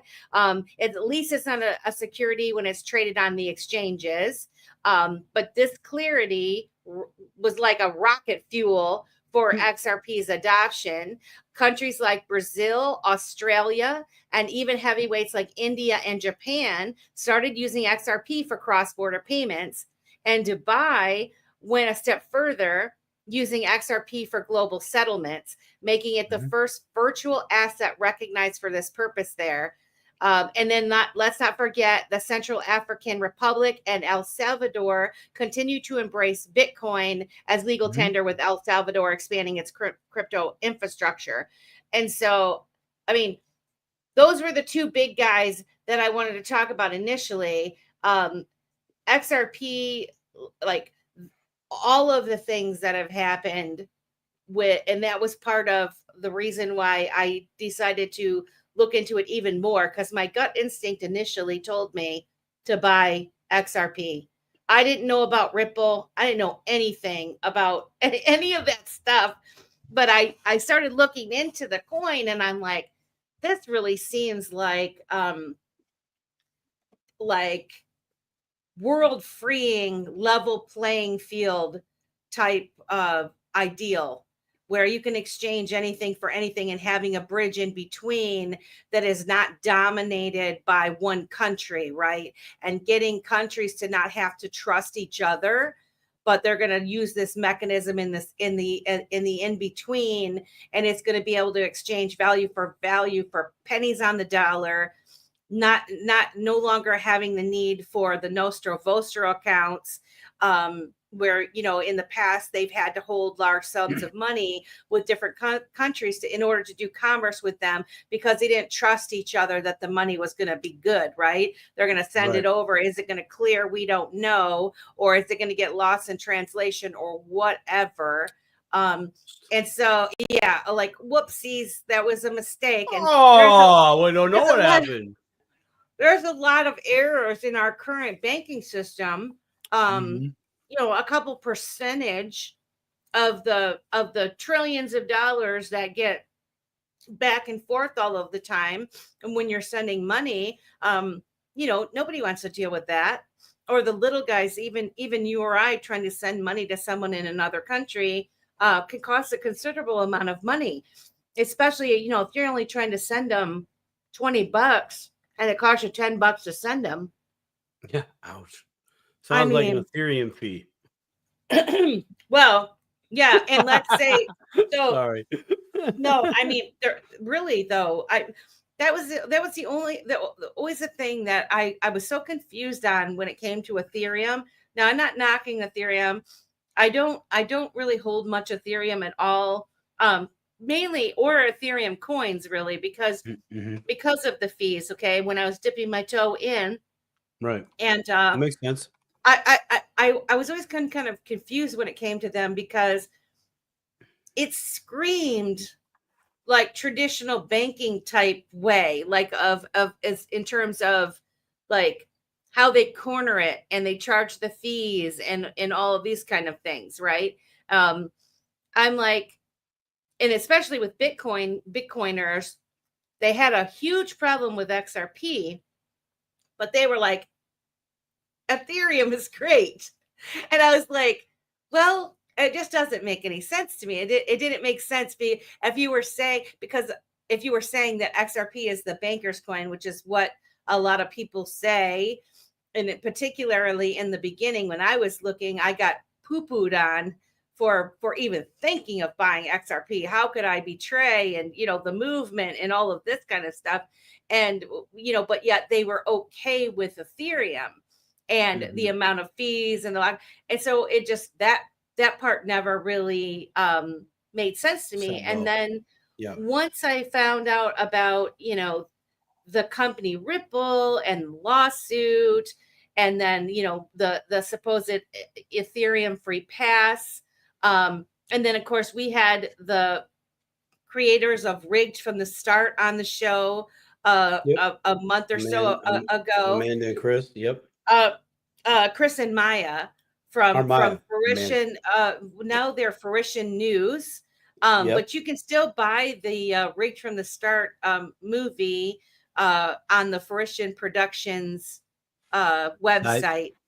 Cool. I think it's like $15 or something. $14.99. Yeah, streaming online. And that kind of went through and confirmed a lot of things for me, because there's a lot of shady dealings when it came to the SEC and the U.S. government itself, kind of stifling the progress that XRP had already made.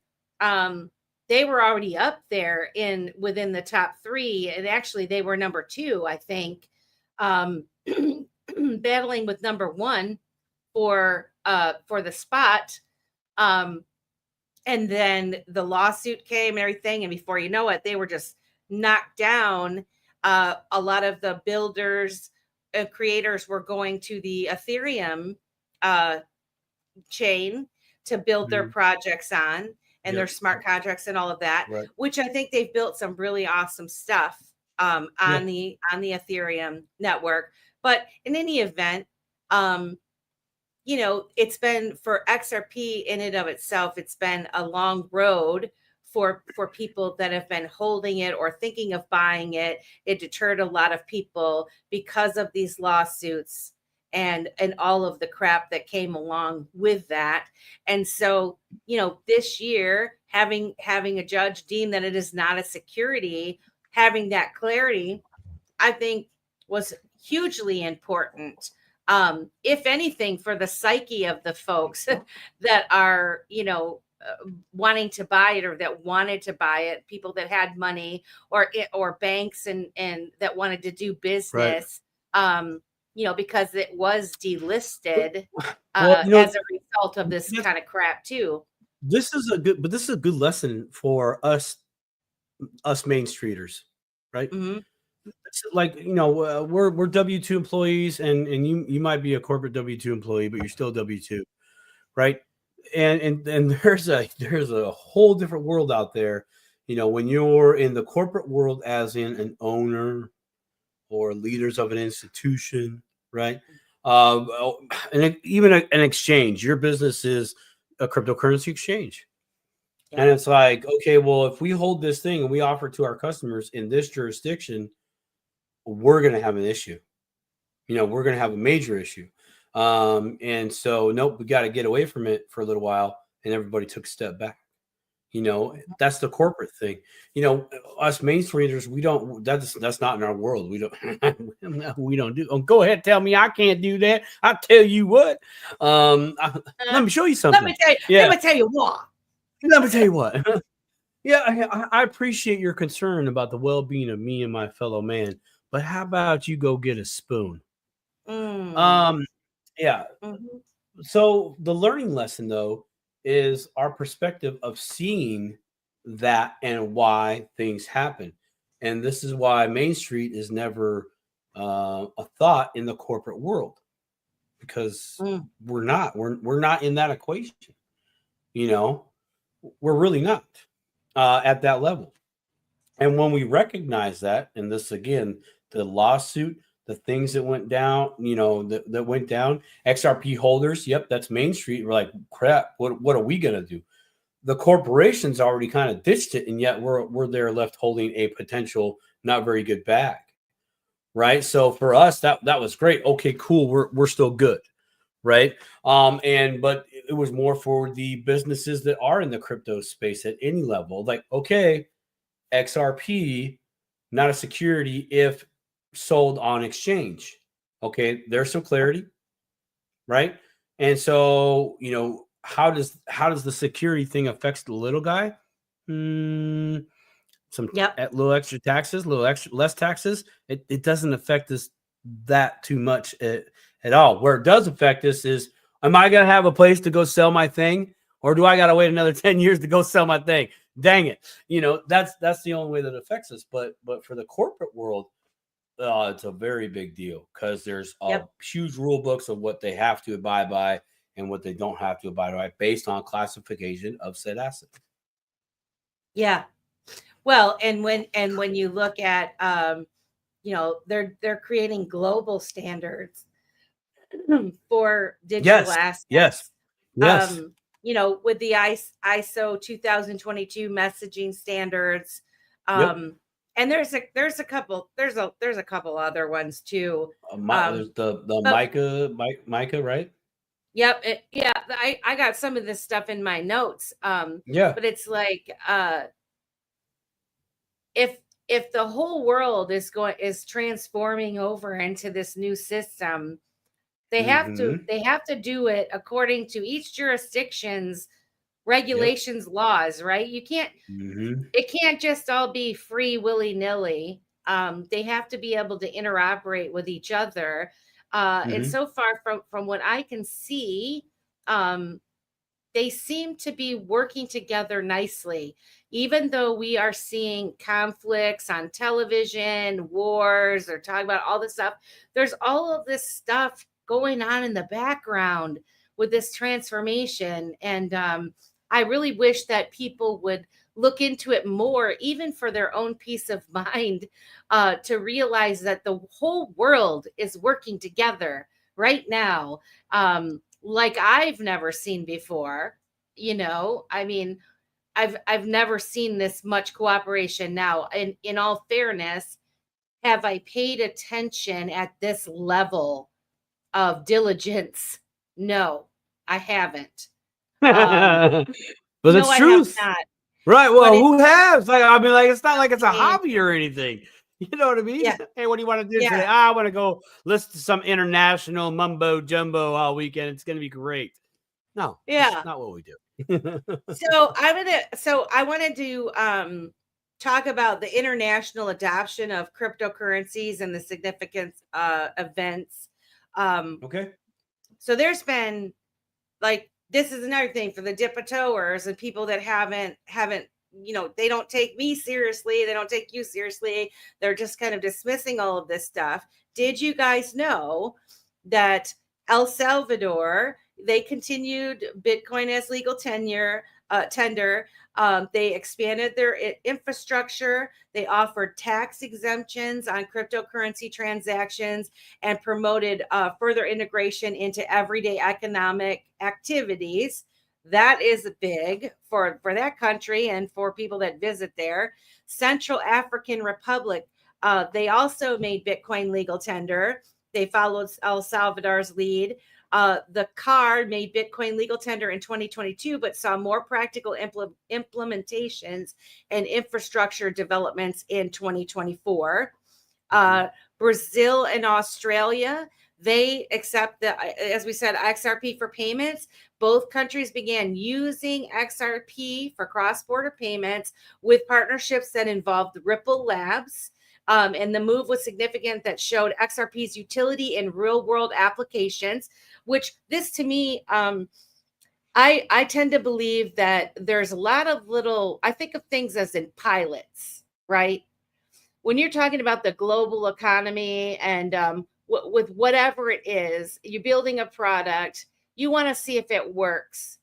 You can't just turn the faucet on, or you can't just turn the light switch on and expect everything to go smoothly. I mean, we do want it to go smoothly, right? But if there is any little bugs or mishaps or whatever, it'd be much easier to address those in a smaller setting, with a smaller audience.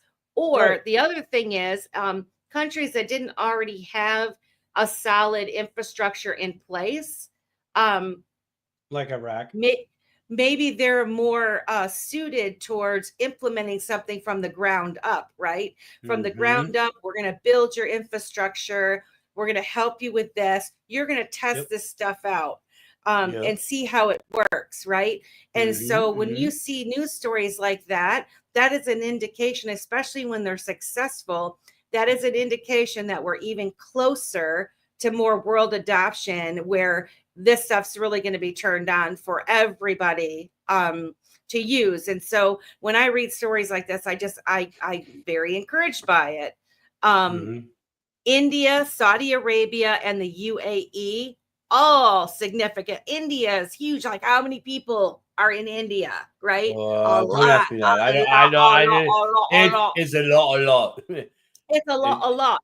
It's massive. It's absolutely massive. It's massive. And I don't know if you remember, and I don't know what it was all about, but I always have this secret theory that Trump has been behind, like, not behind, but like supporting, working with, encouraging countries to adopt and use XRP and Bitcoin probably too, but XRP in general, to for them to be sovereign, for them to participate in the world economy where the US dollar is not, their thumb is not on them. Because right now, a lot of countries, they've been controlled by the US dollar, in my opinion, for a very long time. And so having a tool, like you said earlier, like XRP, being able to exchange value for value, it has utility that is not controlled by one. It is decentralized. You'll have to. We're not going to debate that right now. Look into it for yourselves. But it is decentralized. Otherwise, think about it, folks. Countries would not be trusting this if it wasn't. Okay, this is the best opportunity that they have to make a change for their country. So, we talk about people right now, like a lot on our show, like just us individuals and how it's going to change our lives. I'm thinking countries, how it's changing the country, and their infrastructure, giving them the opportunities. And so the fact that India, Saudi Arabia, and the United Arab Emirates are using XRP for payment transactions. So they approved XRP to be used in transactions, which opened up a substantial market for XRP and the XRP ledger. And it was their bigger push for a broader push towards digital payment solutions there. And then Dubai and the UAE use XRP for global settlements. And so they approved XRP for the global settlements, and that was the first virtual asset recognized by the regime for such use. And that was a landmark decision for XRP's adoption. So there's more. The BRICS countries and Japan, adoption of XRP. Despite the ongoing SEC issues in the United States, the BRICS countries and Japan move forward with adopting those XRP payments, showing a divergence from global regulatory approaches. So when you look at it, I mean, my name is World Be Free. I chose that name because I have hope for humanity. I want the world to be free. I want everyone to be on a level playing field, every country to be on a level playing field. We all have our positive things to bring to the table. And I believe that there's more good people out there than there are bad people. Mhm. and given the chance to thrive and grow and be part of the world economy in a fair, equitable way, the Yes. need for wars and all of that crap will be way less, way Mm. less. When you take away their opportunity to create wars in other countries that you've held down for so long, and you allow those countries to grow up and be able to transact with one another on Yeah. a level playing field, you've Yeah. empowered so many people. Mhm. Sorry, I'm talking a lot. No, no, no, no, no, no. I'm gonna touch on it because I'm in a Okay. I have my toe in a different pool, Mhm. and that's the Iraqi dinar. And Mm, I've seen everything that you just talked about, news articles, people that are studying what's going on legislatively in country and at international level, and seeing that process unfold in real time. By the way, they're doing it breakneck speed. And they've had help from countries, their neighbors, Saudi Arabia. They've had help from people within the IMF. They've had help at the World Trade Organization, right? And mhm, they have used the words multiple times: digital transformation, and they are a ground up country, meaning mhm. their systems, the system that's being built, they're not quite ground zero, but they are definitely, the world is watching big time, because there's been another country that had a very small amount of people that have tried to implement this digital transformation system. Worked very well. Iraq was like, that's nice, let us try. So, fast forward to where it's at, and it's going through its own process of re-entering the global markets, the global stage, both in commerce and, of course, naturally banking, and they're going all digital. It's really neat to see that, and they are making their currency going to be stronger than the current dollar. And I say current for other reasons, because the current dollar that you and I grew up on, to a degree, those some of those components are going to be going away, but the ones that go away are going to be, I don't know, Darth Vader, if you were. They're going to get added to it, and I don't mean that in a negative context. And I say that to, here's a great example. Here's a great example of the dollar getting an upgrade, so to speak. Stable coins. Stable coins are the new dollar. It's the same dang dollar, um, Mhm, with less fuss, mhm. more more muscle, more stability, actual stability, more More transparency. transparent.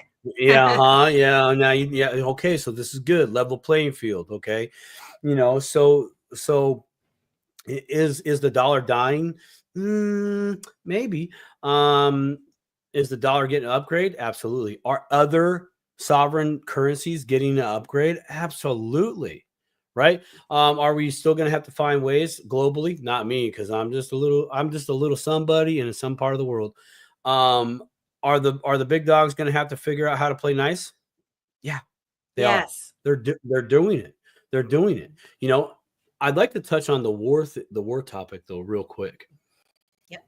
The How we do war, how we when we grew up to now, that war is going away. There's a different war out there, and I deal with it every day. I'm on the front lines in my own way, as are you, and that is the digital war. The scammers are thriving right now. I Oh my mean, like, god.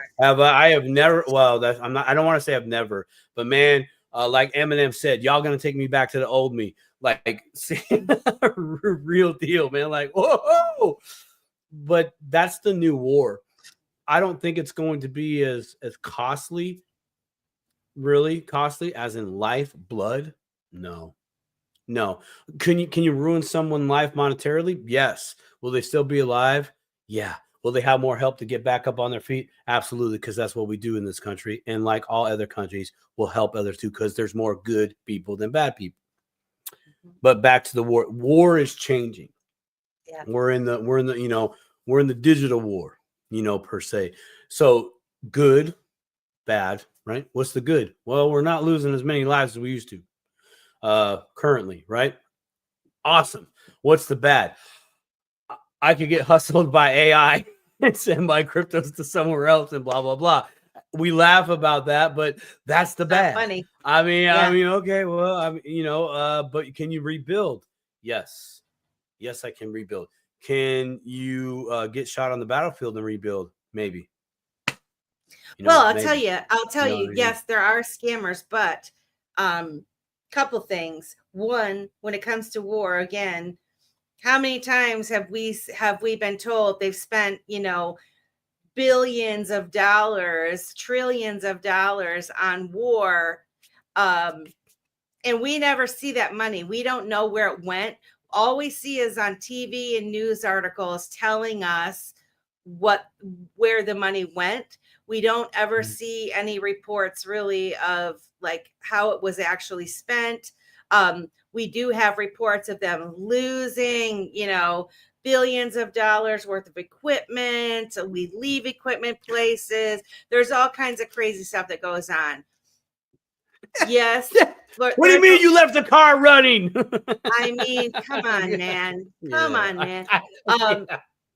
But there's a lot of people that are fearful of this transparency because of the blockchain, okay. and Sure. you can trace. And I get that.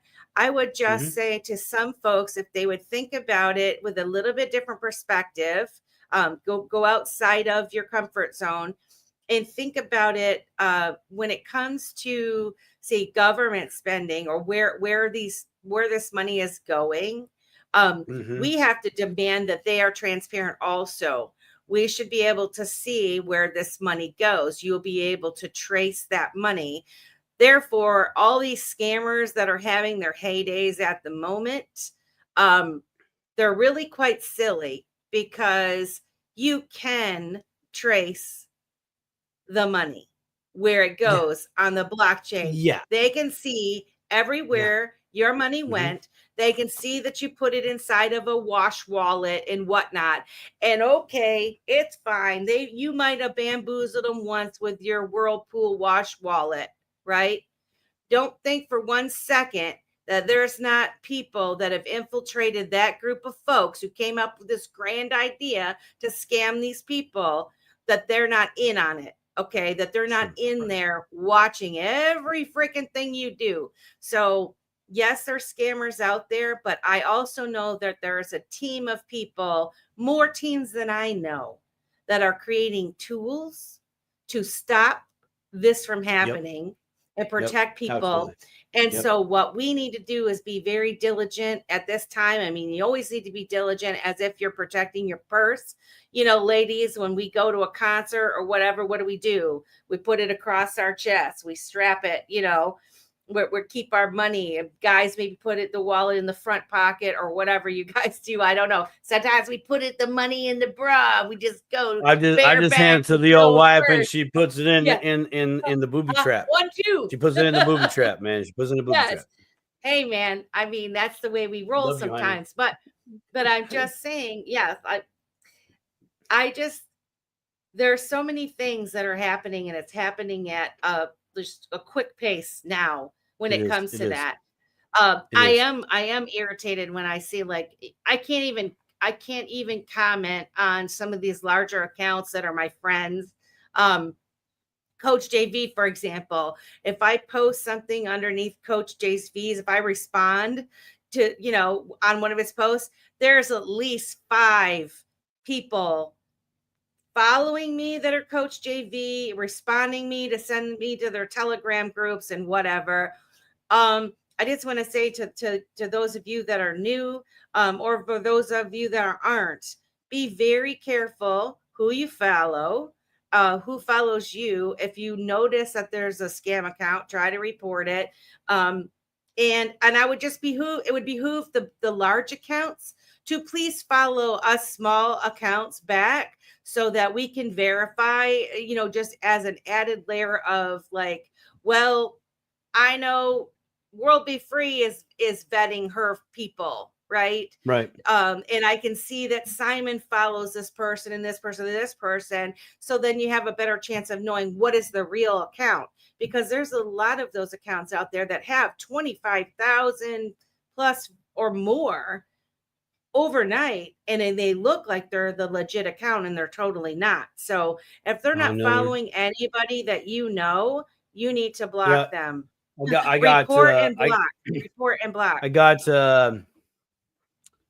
I got hit up by a fake Mr. Man. I did And too. I'm like, yeah, you made it, Mike. I know, right? I'm like, bro, I'm giving you props right now. I Hey, but know. you need to put this person in a corner, dude. You need to put them in timeout. Yeah. And I saw it and I was like, bro, that's not how you talk. Right. And so I was like, all right, I'll pull on the worm a little bit. Let's see what happens. So I went to the page and went through all the posts and their reposts. All of them are reposts, right? All of them are a repost. And then when you click on there's some that are trying to get sneaky. It's like, no, you just took me to their page.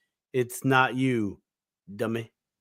But that's education, education. And I really do, Melissa, thank you for bringing up a great point, that there are those that are building tools to put the boots to these scammers. There are teams. There are teams of teams. There are teams of scammers, and there are teams of anti-scammers. And this is the new. Like I said, this is the new war. This is the new battle. Shouldn't say new war. This is the new battlefield. This is the thing that we're going to have to deal with every day, right? This is the thing that we have to be vigilant on. This is the thing that wealthy people, rich people, families, etc. They deal with this throughout their whole lives, generations. It's a non-stop battlefield, and you wonder why they got the resting face. Oh yeah, Bob. Yeah, you did a real good job today. Thank you, Bob. Yeah, thank you. Sorry, Bobs. All the Bobs out there, peace and love. I love you all. It's not a shot across the bow. Another thing onto the international tip, though, is right here, land of the free, home of the brave. Are we taking our own position in a cryptocurrency or 2 or 3 or 10 for a strategic? What is it? Well, you got where's the notes? I had it. Where'd it go? Strategic Bitcoin reserve. There's some things on the table. Hello. Okay, this is your best friend Simon Says Crypto talking right now. They're putting bills to take a strategic position. Please get some.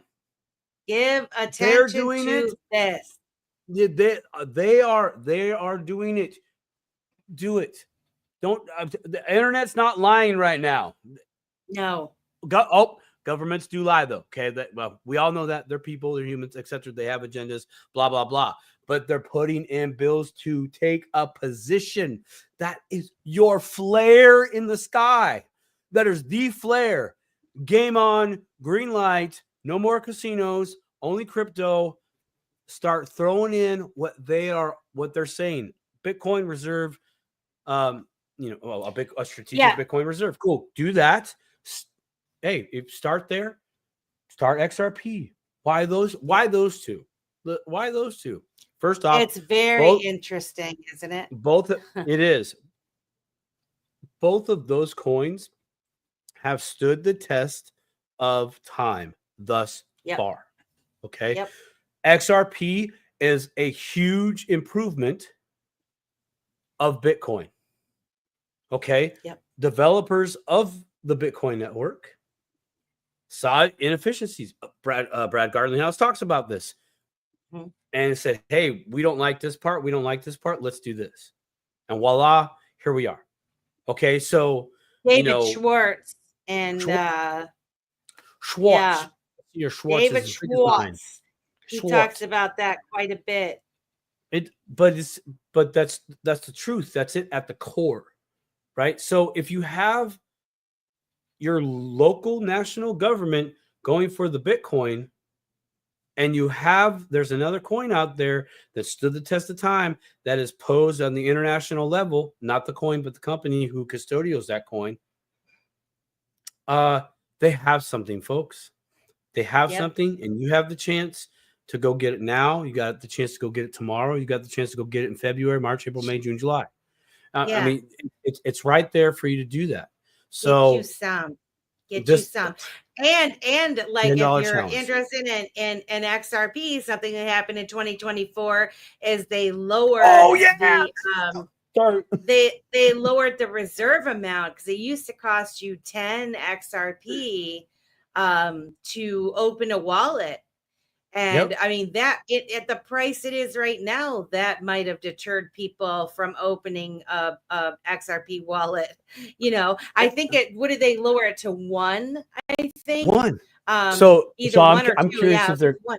I'm curious if they're gonna do that again. Like, is that a telltale sign that price about to go up super high? Is that a thing? I So I mean, like I'm just saying. speculation.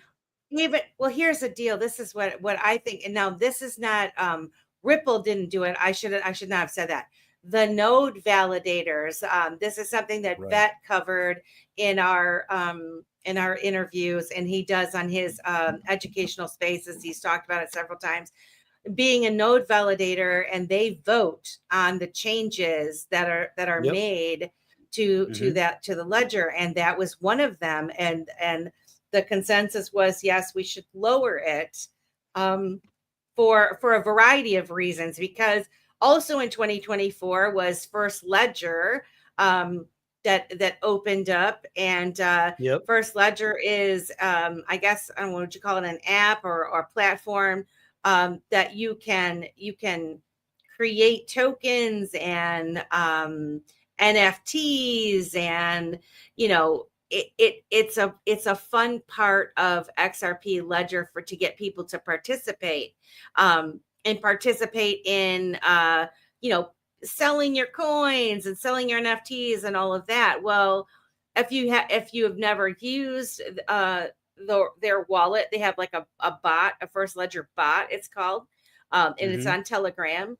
You have to open up a wallet, right? Well, it was costing 10 XRP to reserve that.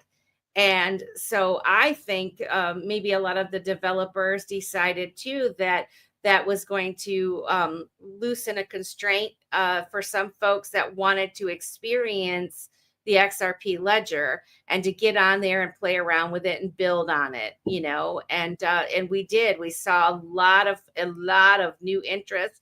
A lot of the Solana folks were actually posting they were leaving Solana and coming over to XRP Ledger. Yeah, bro. And yeah. a lot of them did. It was like, super cool to watch it happen. And that was the voice of the people, or the node operators, not Ripple. They didn't make those decisions.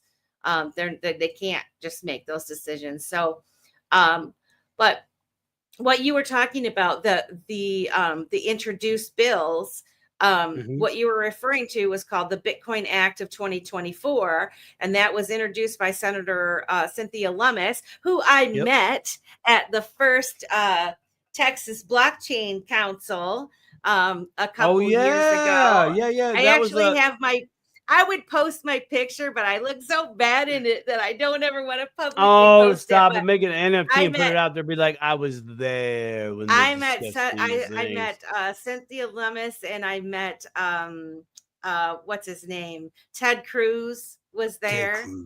I met Ted Cruz. That was a great conference I went to. But in any event, she proposed this bill that establishes a strategic Bitcoin reserve by the U.S. Treasury. They aim to acquire 1 million BTC over 5 years. And the initiative seeks to position Bitcoin as a hedge against inflation and to strengthen the U.S. financial position globally. Now, the status of this bill is it was introduced, it's been discussed, but not yet passed. And it's suggesting that they use existing funds from the Federal Reserve and the Treasury for the purchases of the Bitcoin, and includes the Bitcoins already seized by the US government, which I'm all for using. Hey, Stone, what's up, my friend? Merry Christmas. I'm all for using the Bitcoins already seized by the US government. I had different opinions on it. I don't really want to get into it because we're running out of time and all this stuff. I think that's another show. But unless you have something, unless you want unless you have something that you wanna say on that, No. I'm gonna move Look, on to the we're FIT21 at the point of just use what you got, fellas. We're gonna leave it at loan that. it. Yeah, Okay. yeah. Well, and then the other significant bill was the Financial Innovation and Technology for the 21st Century Act, which is shortened to be described as FIT21. And the purpose of this was aimed at establishing clearer regulatory oversight for the digital assets by I don't know how to say that. I can't say the word.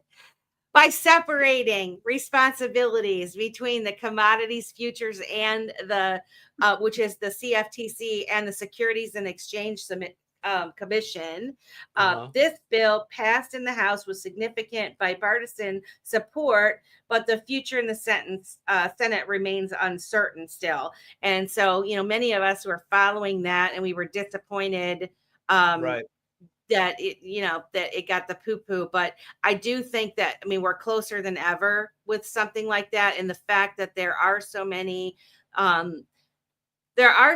senators that are up on the crypto, like they really, at least they pretend that they know what they're talking about, and they pretend that they're passionate. I think that we just really need to keep our eyes on them and make sure that our voices are heard, so that, they do say, if you write your senator or call your senator, all that stuff has to be logged. Your voice has to be logged every single time.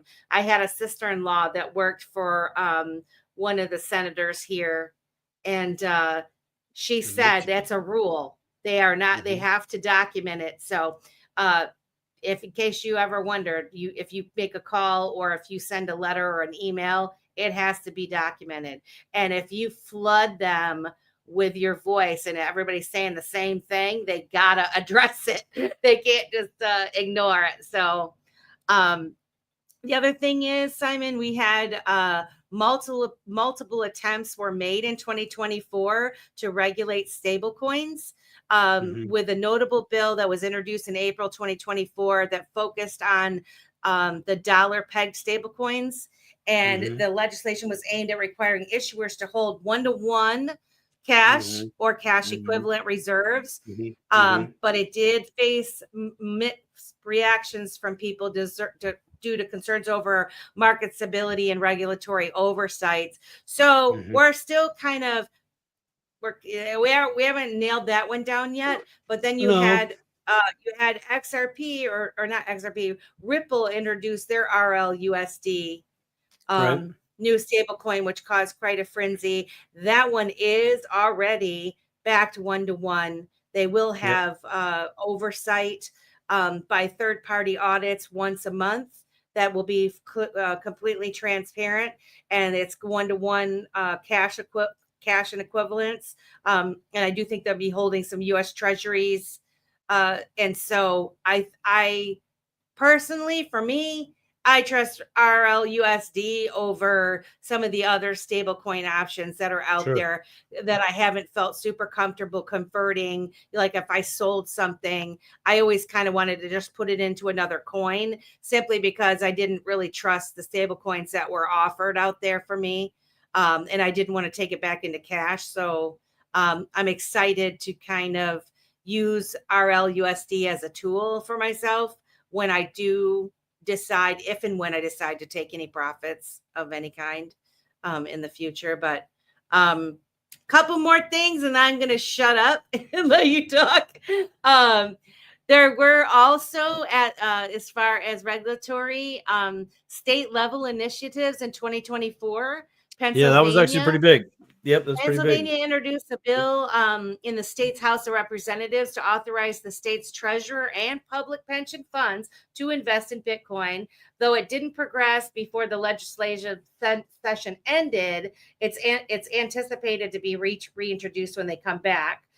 So, I mean, Pennsylvania, that's fantastic. Ohio, they're discussing a second Bitcoin reserve bill indicating state level interest in integrating cryptocurrencies into fiscal strategies.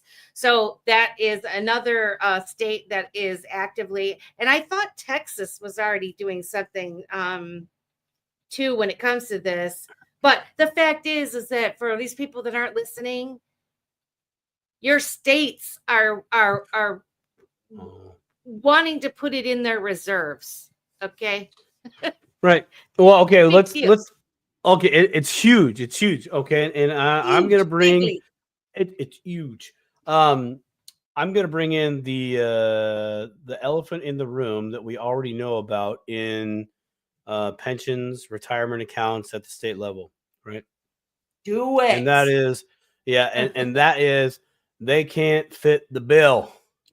They can't pay for it. Oh, so naturally, here is an asset, a thing that is arguably already adopted globally. Okay, so now they're putting up bills like, hey, Jim, I know I don't like you, but hey, come here and look at this. We have a way out. Let me show you. I think let me show you something. Let me show you something. Like, go ahead, Johnny, 19-year-old Johnny. Tell them all about it. Go ahead. Tell them the thing. Tell them the thing. These states are recognizing that if they are able to buy Bitcoin, okay, or other digital assets, right? If they get that structure in place that gives them the ability to invest at some level, whether that's funds or physical, then now they have a way to pay the pensions in which they owe over the course of the future retirees. Shazam. Right?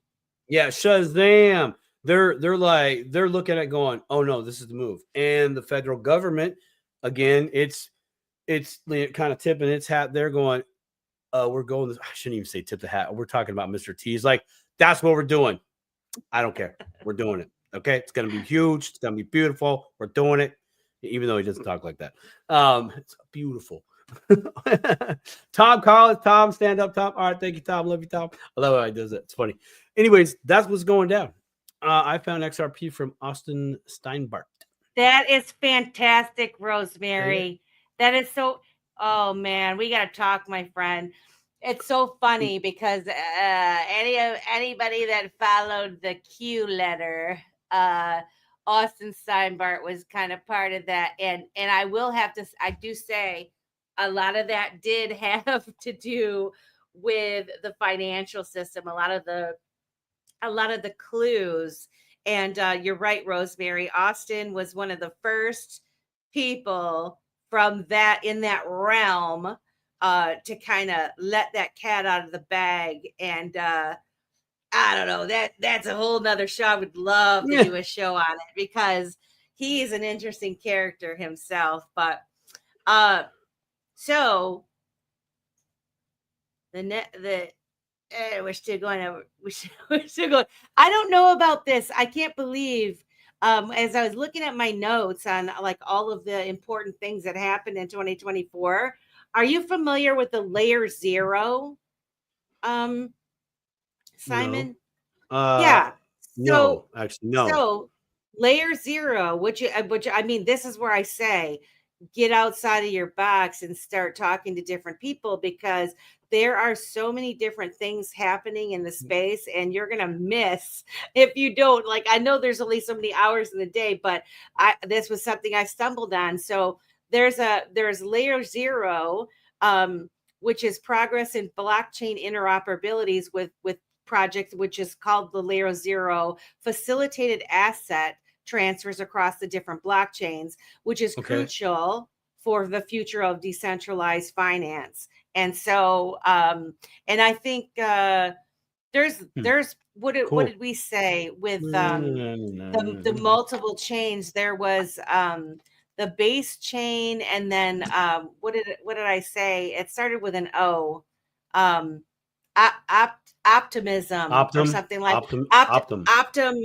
Yeah, OP. that's OP. supposed Yep. to be another one of interoperability between the chains. Yes. So in any event, the cool thing is in 2024 there were significant progress in people creating things that are going to make it so that the chains can interoperate with each other. Because, like I said earlier, you don't want to be off on an island by yourself. The whole world is going to interoperate. We need to do that. And so building those bridges, and however the smart people make that work, they're working on it, and they're probably further along than we know that they are. So I think that's pretty cool. Also in 2024, DeFi 2.0, they're calling it, there was a noticeable shift towards more and more DeFi solutions that are more secure, they're scalable, they're more user friendly, and they impacted the adoption of the blockchain technology in traditional finance. And so our friend, like Mr. Mann, and his friends, what is their Club 28? Club 28. That's They fire. were some of the first Absolute folks fire. Yeah. that, and now I didn't join Club 28, but I do know Mr. Mann, and I've learned quite a bit from him with all of the DeFi opportunities that are out there, kind of guinea pigging them and figuring out, how they're working.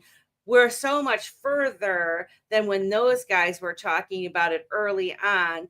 And even I think there was something, I don't know if First Ledger had something with that or not.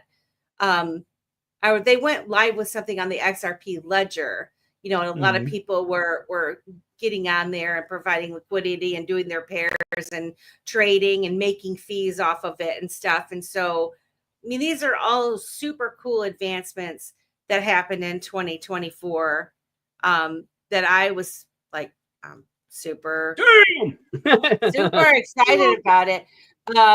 Bills for 2025. There's an expectation that with Donald Trump's presidency, that there might be increased focus on pro-crypto legislation. Well, I don't think might. There's going to be. He's already said it. We're doing Eric it. Trump's We're out doing there. it. Yeah. Yes. Eric Trump's already been it. out there saying, now I don't know about this, but he had said, supposedly said, crypto, like no tax on crypto in the United States, and mentioned, and I did not hear this out of his mouth, so I apologize if I'm repeating something that's not true, but I heard that he said that he listed XRP specifically, that it was not going to be taxed in the United States. So if that is true, I have a little sprinkle on that. Sprinkle it. Sprinkle me. How I heard that was there will be no tax on U.S. based cryptocurrencies. Yeah. What does that mean? That means if it wasn't made by us, if it was made by us here in the States, no tax. If it wasn't, you're gonna get taxed 35%. So what about Bitcoin then? So that's a really great question. We're gonna see. Yeah. Well, okay, no. Well, okay. So here we go. You ready? It's a currency, though. Here's the play. Where was those coins minted? Where did you buy them from? Right. So if I bought coins from China. Coinbase, from Coinbase US, and then I bought some other ones from Binance. Okay. Yeah. Okay. Well, where is it recorded that Binance gets their coins? Well, maybe they get them from China or Japan, even. Maybe Coinbase stateside gets their crypto, their Bitcoin from Texas. But also maybe, hey, Texas running low, I gotta go outsource those or outsource those. So there may or may not be something there. But that's really interesting because that would be the mystery reveal of all time of Mhm. who or what and whatever did the wherever that did what did it come from. So Well, you know that's what, Simon? All the yes, people ma'am. that use VPNs, all the people that Yeah. use VPNs when they weren't Uh-huh. supposed to be using said exchanges in the United States, a lot of folks bought anyway using a VPN so that they Right. could use and buy from a different country. Yes. That could end up biting them in the butt. So just be It could. prepared. It's Because 30. you, I He's always say proposing a yep. CYA. Yeah, So he's proposing a CYA, 35%, mhm, 35% tax on that. And now here's the other thing though. So proposing or he's going to put into act, and it will be interesting to see, is that going to be day one enacted, it's gospel, and it gets added to the rule book for the 2025 filings, right? right. Is there going to be a yeah, okay, I'm dumping these coins? That would be interesting to see as well. So I mean, if there's gonna be a 35% tax on your gains, Mhm. great. That kind of sucks for the little guy, but little guys out there do what the successful have done. They make sure they're not holding the bag structurally. You might want to just look into that. There are I mean, why the rich keep getting richer. Go read the book. Listen to audibles. It's a common thing. Yep. They use structures, companies. Why? Because the taxes are built for companies, in favor for companies. If you're a W-2er like this gentleman right here, uh, taxes aren't really your friend at all. They don't do you very good. They But suck. for the and they do. But at the big business level, they're very favorable because they incentivize big business to build things. Now, one of the things is anything that is a need for the people. Now, roll with me on this one because it's really cool because I got all excited in the shop, jumping up and down when I put this together in my tiny little mind. Currently, if you are a developer and you're going to provide homes for that local jurisdiction, the IRS gives you, the developer, a lot of tax incentives. Build it, man. Build it. You want to build it? Go ahead, you build it, right? No, we're not going to charge you taxes. We got enough W-2s in there. You've provided the home for them. We'll take it from them, right? Is that fair? I'm not going to talk about that, but that is what it is. So if you happen to be, say, a Bitcoin miner and you're providing financial security to your local jurisdiction, is there going to be a tax incentive there? Maybe. I got really excited about it. He said US crypto. Yeah, US crypto. Exactly. Yeah. Uh, and Rosemary said that yes, she Very, confirmed very. he was on Yep. Eric Trump was on a live stream. He's very bullish on XRP. Walked through that door and never looked back. Yeah, most of us who did look into XRP, we never looked back because the more research you do, the more important that you're like, oh my gosh, the more important it was for me to buy it. I'm like, I gotta buy some. Those look You, delicious. I will. You want to buy these cookies? You can buy these cookies. I'm gonna send you some. I am going to win some as the co-host. We'll have to do a private. We'll have to do a private game of Rochambeau for that one then. Yeah. Yeah. No. Yeah. You're on the radar. But yeah. Yeah. You can get some of these cookies right here from this lady right here at um. Oh my gosh. There we go. Mix it up with Megan. You Mix can it just up with drop the Megan. Megan, mix it up with Megan. You can just drop the Simon Says Crypto sent me, or Is maybe we that can on even say Instagram? Oh yeah, it's it's on on Instagram. Instagram. Yeah, it's on Instagram. Also on Facebook. I didn't do that one because I'm I'll see all my alerts that I don't follow. We can There's a you know lot. what? If you You know, actually have a link, we can always end up putting it yeah, the yeah. links I'll put it in on our the link, show but notes. yeah, but here's what I want to do because I want to give away a 6 packs of these cookies. So here's how this is going to work, and I'm going to stop sharing my screen here real quick. Um, So I'm going to give away a 6-pack of these XRP cookies, 3 black, 3 white. All I'm looking for is just your scrutiny. How were they? So I'm gonna give away 6-pack. We love your opinions. So here's how you win. You have to submit your answer And to is this correct? Dipatoshow@gmail.com. Is that correct? that is Yes. correct. All right, cool. So you're gonna have to submit your answer to the dipatoshow@gmail.com. And here's where you're gonna find the answer. I want to know episode 10. What was the title of our episode 10 show? The first Oh. one that emails us with the correct answer to that will get the 6-pack of XRP cookies. Title Oh. of episode 10 should be really easy. Y'all should be copying What and is paste the right now. Oh, there's no deadline. It's just whoever first No, gets first it. one with the Huh? cookies, man. You make it I mean, easy. yeah. How Huh? about hey, please email me your at. No, I'm not gonna do Nama, it. Just nama, email nama, email nama, us nama. that first one in. I'll do a screenshot of the. We'll get a screenshot of the first one. We will be blurring out emails to keep everybody's privacy all nice and pretty and cool. But we will be in touch.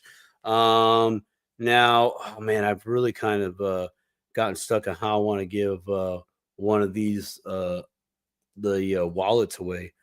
Let's go. Maybe Yep. well, Go ahead. I wondered Do you have an if idea?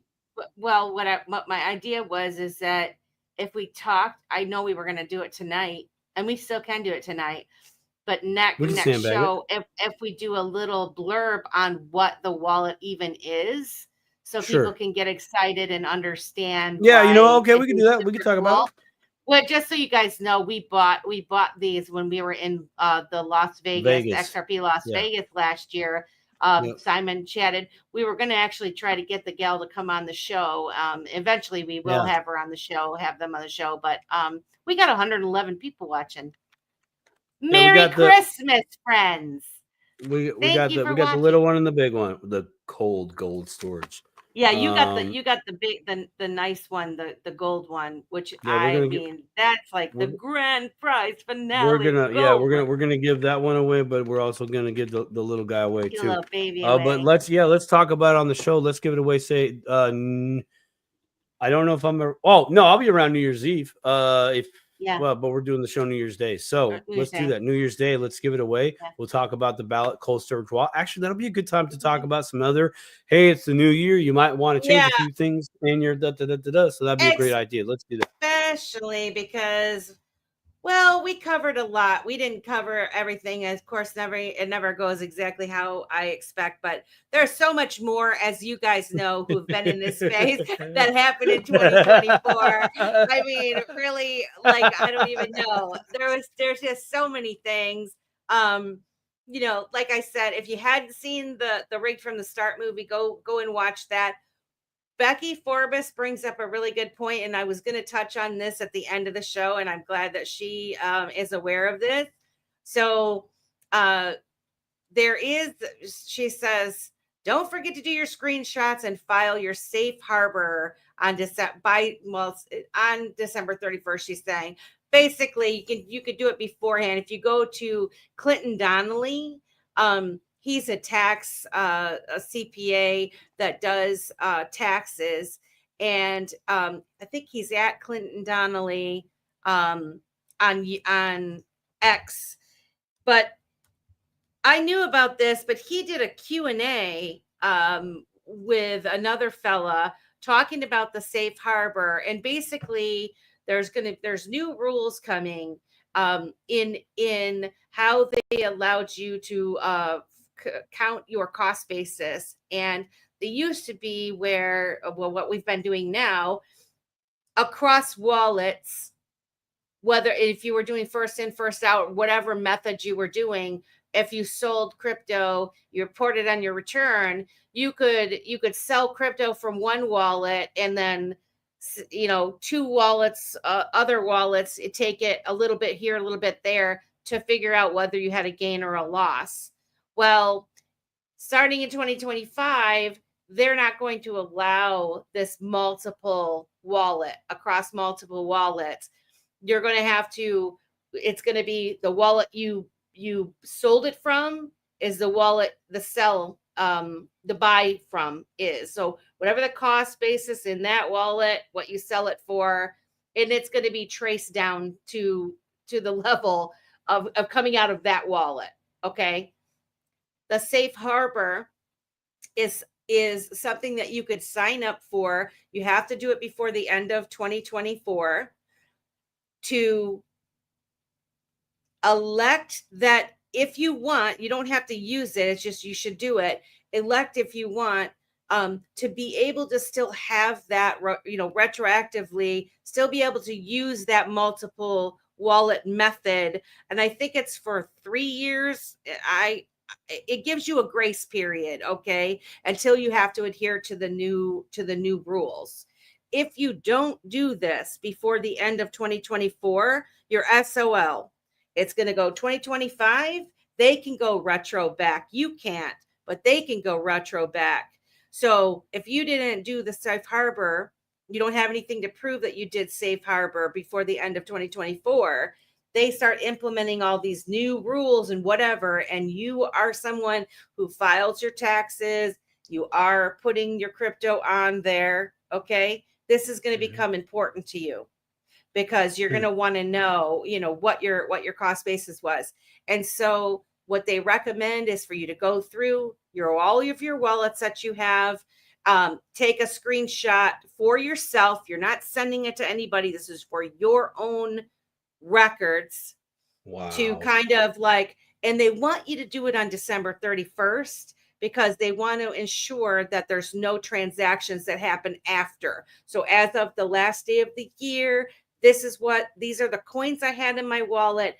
This is how much, you know what I mean? So that way, this is the wallet. You don't have to, have much more detail than that. And that's for your records. So think about it as, if you're somebody in business and you're saving your receipts, right, for expenses that you're going to claim later on, you might never have to show them, right? But you have that for yourself. You want to just put that in a thing and save it. Okay. Okay. Well, okay. Here we go. Devil's advocate. What constitutes a buy and a sell? Right. Well, here's the deal. Most of them do. If you even, a lot of people are saying, even if you and the IRS consider it, IRS considers even if you're staking, you're making money, it's taxable event. If when you're moving from one coin to another, they consider that a taxable event. We went over that on one of our shows that we did a long time ago. So I think that transferring is a bullshit one, and I'm just being honest. It completely is, and this is where, like, we've said this before on the show. Right. It is more of a CYA for yourself. You don't have to do anything with it. The Clinton Donnelly thing, his website, you can go to it. It's free. It doesn't cost you anything. Now, will you have to probably put your sign up, to be able to do it? Will he have some of your information in terms of Melissa signed up to do this or whatever? He's giving you access to the form and basically that it's legitly been filed, right? And he's doing it for free. Is he going to get some tax clients out of this? Probably, right? Do you have to use it? No. You can look Clinton Donnelly up for yourself and see that he's legit.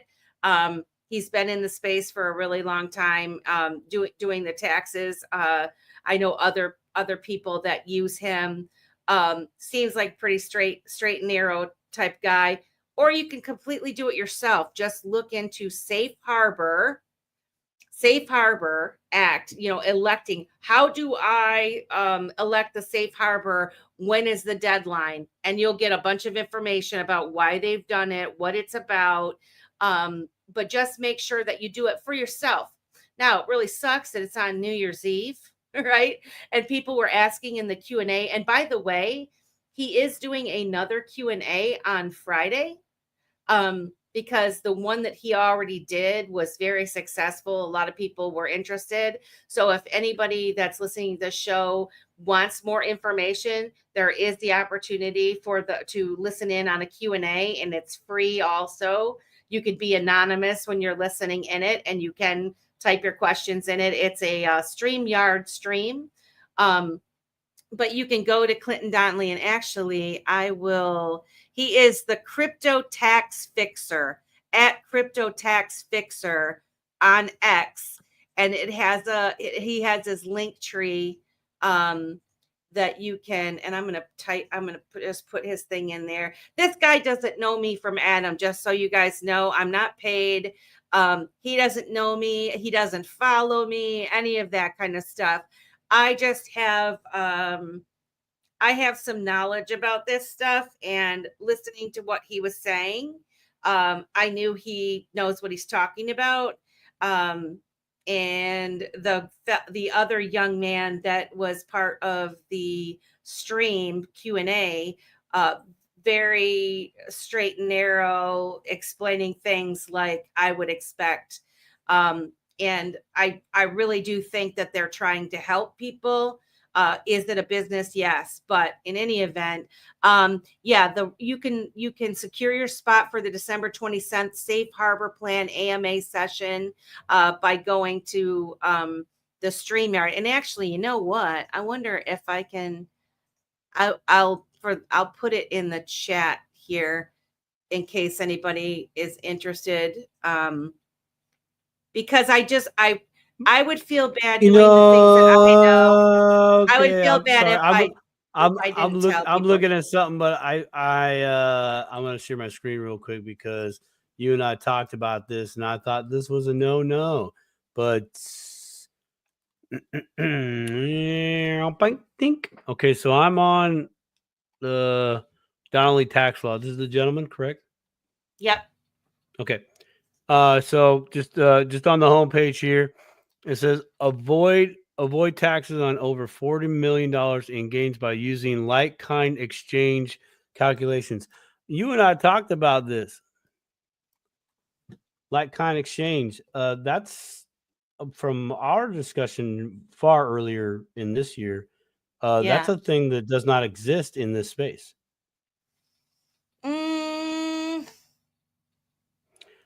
So I'm just, I'm just saying, hey, what's that? I thought that was a no for us. So if that is a yes for us, again, read the book. Why the rich get richer. Because I want to look. Where are you seeing that at? That's I'll look more into it. Okay, so I'm on DonnellyTaxLaw.com. Mm-hmm. Oh, I'm at CryptoTaxAudit.com. No, I'm on because he has more than because I went to the link tree. Tax Shield, Safe Your. Oh, I don't want that. 115 people watching this show. Hey, smash the likes if you're watching on YouTube. Give us a comment talking about I want some cookies. I want to mix it up with Megan and get me some XRP cookies. Or you can just go email quickly dipatoshow@gmail.com. And hopefully you're the first one that says, what is the title of episode 10 of the Dip a Toe Let's Talk Crypto show? Oh, yeah. 118. Look at that. 118. Let's go. 118. Come on now. Can I get a 120, 120, 120? Yeah, 120. Yeah, 120. Yeah. That's hilarious. I did want to be an auctioneer as a kid. I really thought. Man, you'd have been good. You did great. That sounds great. Dude, those guys say, it's I can't easy, believe, but man. I can't believe everything I'm getting is the crypto so you must have looked him up a different way. Than his tree Clinton link. Donnelly. I just did that. It came up with the dude here, with the dude. Yeah. And then it said and I'm not Donnelly say that he's wrong. I'm not saying it's wrong there, Donnelly tax law, because and I would be I am curious. I just really want to look into it more. Sorry. Oh, sorry about that. Donnelly, quit talking to me, bro. Sorry. Donnelly, stop it. What In are you any doing? event, Yeah. folks, All right, cool. this is the whole point. Look into it. Safe harbor. You only got a couple of days left. Give your attention. Oh, Brooke. Oh, we did it at the same time. Oh, you did it at the same time. Merry Everyone's asleep. Christmas, Merry beautiful Christmas, friend. Brooke. Love you, Brooke. Yeah, everyone's sleeping. I should be sleeping myself. Wait, don't you have to work tomorrow? No, I'm Oh, off. I have nice. to Oh, work on nice. Monday, and then I have the rest Nice. the rest of the week. Not Yeah. today. I have to work Uh-huh. tomorrow, but I work nights. So Man, I don't want to work. But actually, what I need to do is finish getting my house ready for the littles to you come for better our go do it. disco Well, man, we are party on we are 2.5. Saturday. There it is, 122. I love it. We are 2.5 hour show. I love it, man. Welcome back, Simon We Says love you Crystal, to guys. the Dip and Toe Show. Man, I love all you out there, man. Yeah. All you. Thank you guys for coming. How amazing. How amazing. This year has been fantastic. I'm so happy to have you on the last show of the year. Mr. Simon Says Crypto, my wonderful co-host. I know I know our audience has been missing you, so this has been special. I've been missing them. I've been missing wonderful. the comment sections. Crawfish, Brooke, Becky, everybody in here that's in the chat. Rosemary, Stony, or Stone. I always call him Stony. I'm not Stony. Stony. Susan Black. Everybody. Northern Living. Crawfish. Atlantic Living. I've missed everybody. So hard to come in the comment section, man, and say something. You're doing great, though. You're doing great. And for those of you that might not know, when he's doing the little before videos and after videos, so be sure to check those out after we do the show. He does a review, a little shorty, since we do tend to go along to, guys, I mean, I know there's a lot of channels out there that it's all about 10, 15, 20-minute type of content. And a lot of times I would think like, oh, we've got to make it like that. We have to do it like that. But this is like, we're conversation. We're family. We're talking. We're learning. You can't really do that in 15 minutes, right? And I realize, like, I mean, you can, and maybe at some point we can cut up some little stuff, like things that we're talking about, that we can chop it up and make it in small little bites and whatnot. But you're all adults here. You start listening to something, you could skip ahead. You know what I mean? You can end it, and the folks that are meant to find this channel are finding it. And word of mouth. If you guys would please like, share, and subscribe to @Dip-a-Toe. We're on YouTube and Rumble, and @Dip-a-Toe Show on X. If you guys would help us grow, it would be so appreciated. And all of you that are supporting us in terms of coming to the show, being guests on the show, retweeting us, all of that stuff. It means so much. And you guys really are making a difference, and you're helping. So thank you from the bottom of my heart. And thank you from the bottom of my heart as well. It's been a pleasure and honor to be here as a co-host on the show. It's been a joy. We had such a good time in Vegas. I love our give and take, like that we have, dude. It's awesome, and I'm so grateful that Keita, Miss Amanda Jones, and other co-hosts of Northern Living that came on. Like, love it. I'm so appreciative of that, and thank you so much for having the courage to step up and do that, because it does take courage. It takes strength to come on here and be yourself for a moment. And I don't know what it is about a damn camera, but it's hard at first. Yeah, it is. Yeah. It is. I don't know. They're watching me. Who? They're watching me. I don't know, but they are. But so what? Yeah. They can turn you off. But thank you to all of you out there that have supported this show in that way, in the great many ways that you continue to do so, especially the viewers out there. I thank all the viewers, because if it wasn't for you listening, participating, sharing, giving a thumbs up, giving a thumbs down, spamming the comment section. I still have appreciation for you because love is attention is attention. So thank you very much for your time, attention, and energy. Yeah. And you mentioned one good thing. It is just putting a like or a comment would really help us, like under our videos. It does. Like, even if you didn't watch the whole thing, I mean, just at least like and like put it underneath there. It really does help. I always get excited when I see a kind of like, oh, there's like somebody commented on your video. I'm like, oh, and then it's like, thank you. You guys are killing it. Oh, by the way, I have a SafePal wallet and my seed. Oh my gosh! What? Get out of damn here! it! It's not a real person. It's not like a scammer trying to get. Yeah, But scammer. we do our best. We do. But in we any do. event, wish you all a very Merry Christmas. Thank you for coming. We will see you on New Year's Day. Absolutely. And we love you guys. And thank you again, Simon. Have a good rest of your evening. We gotta go. Keep dipping that toe. Hey, there the toe.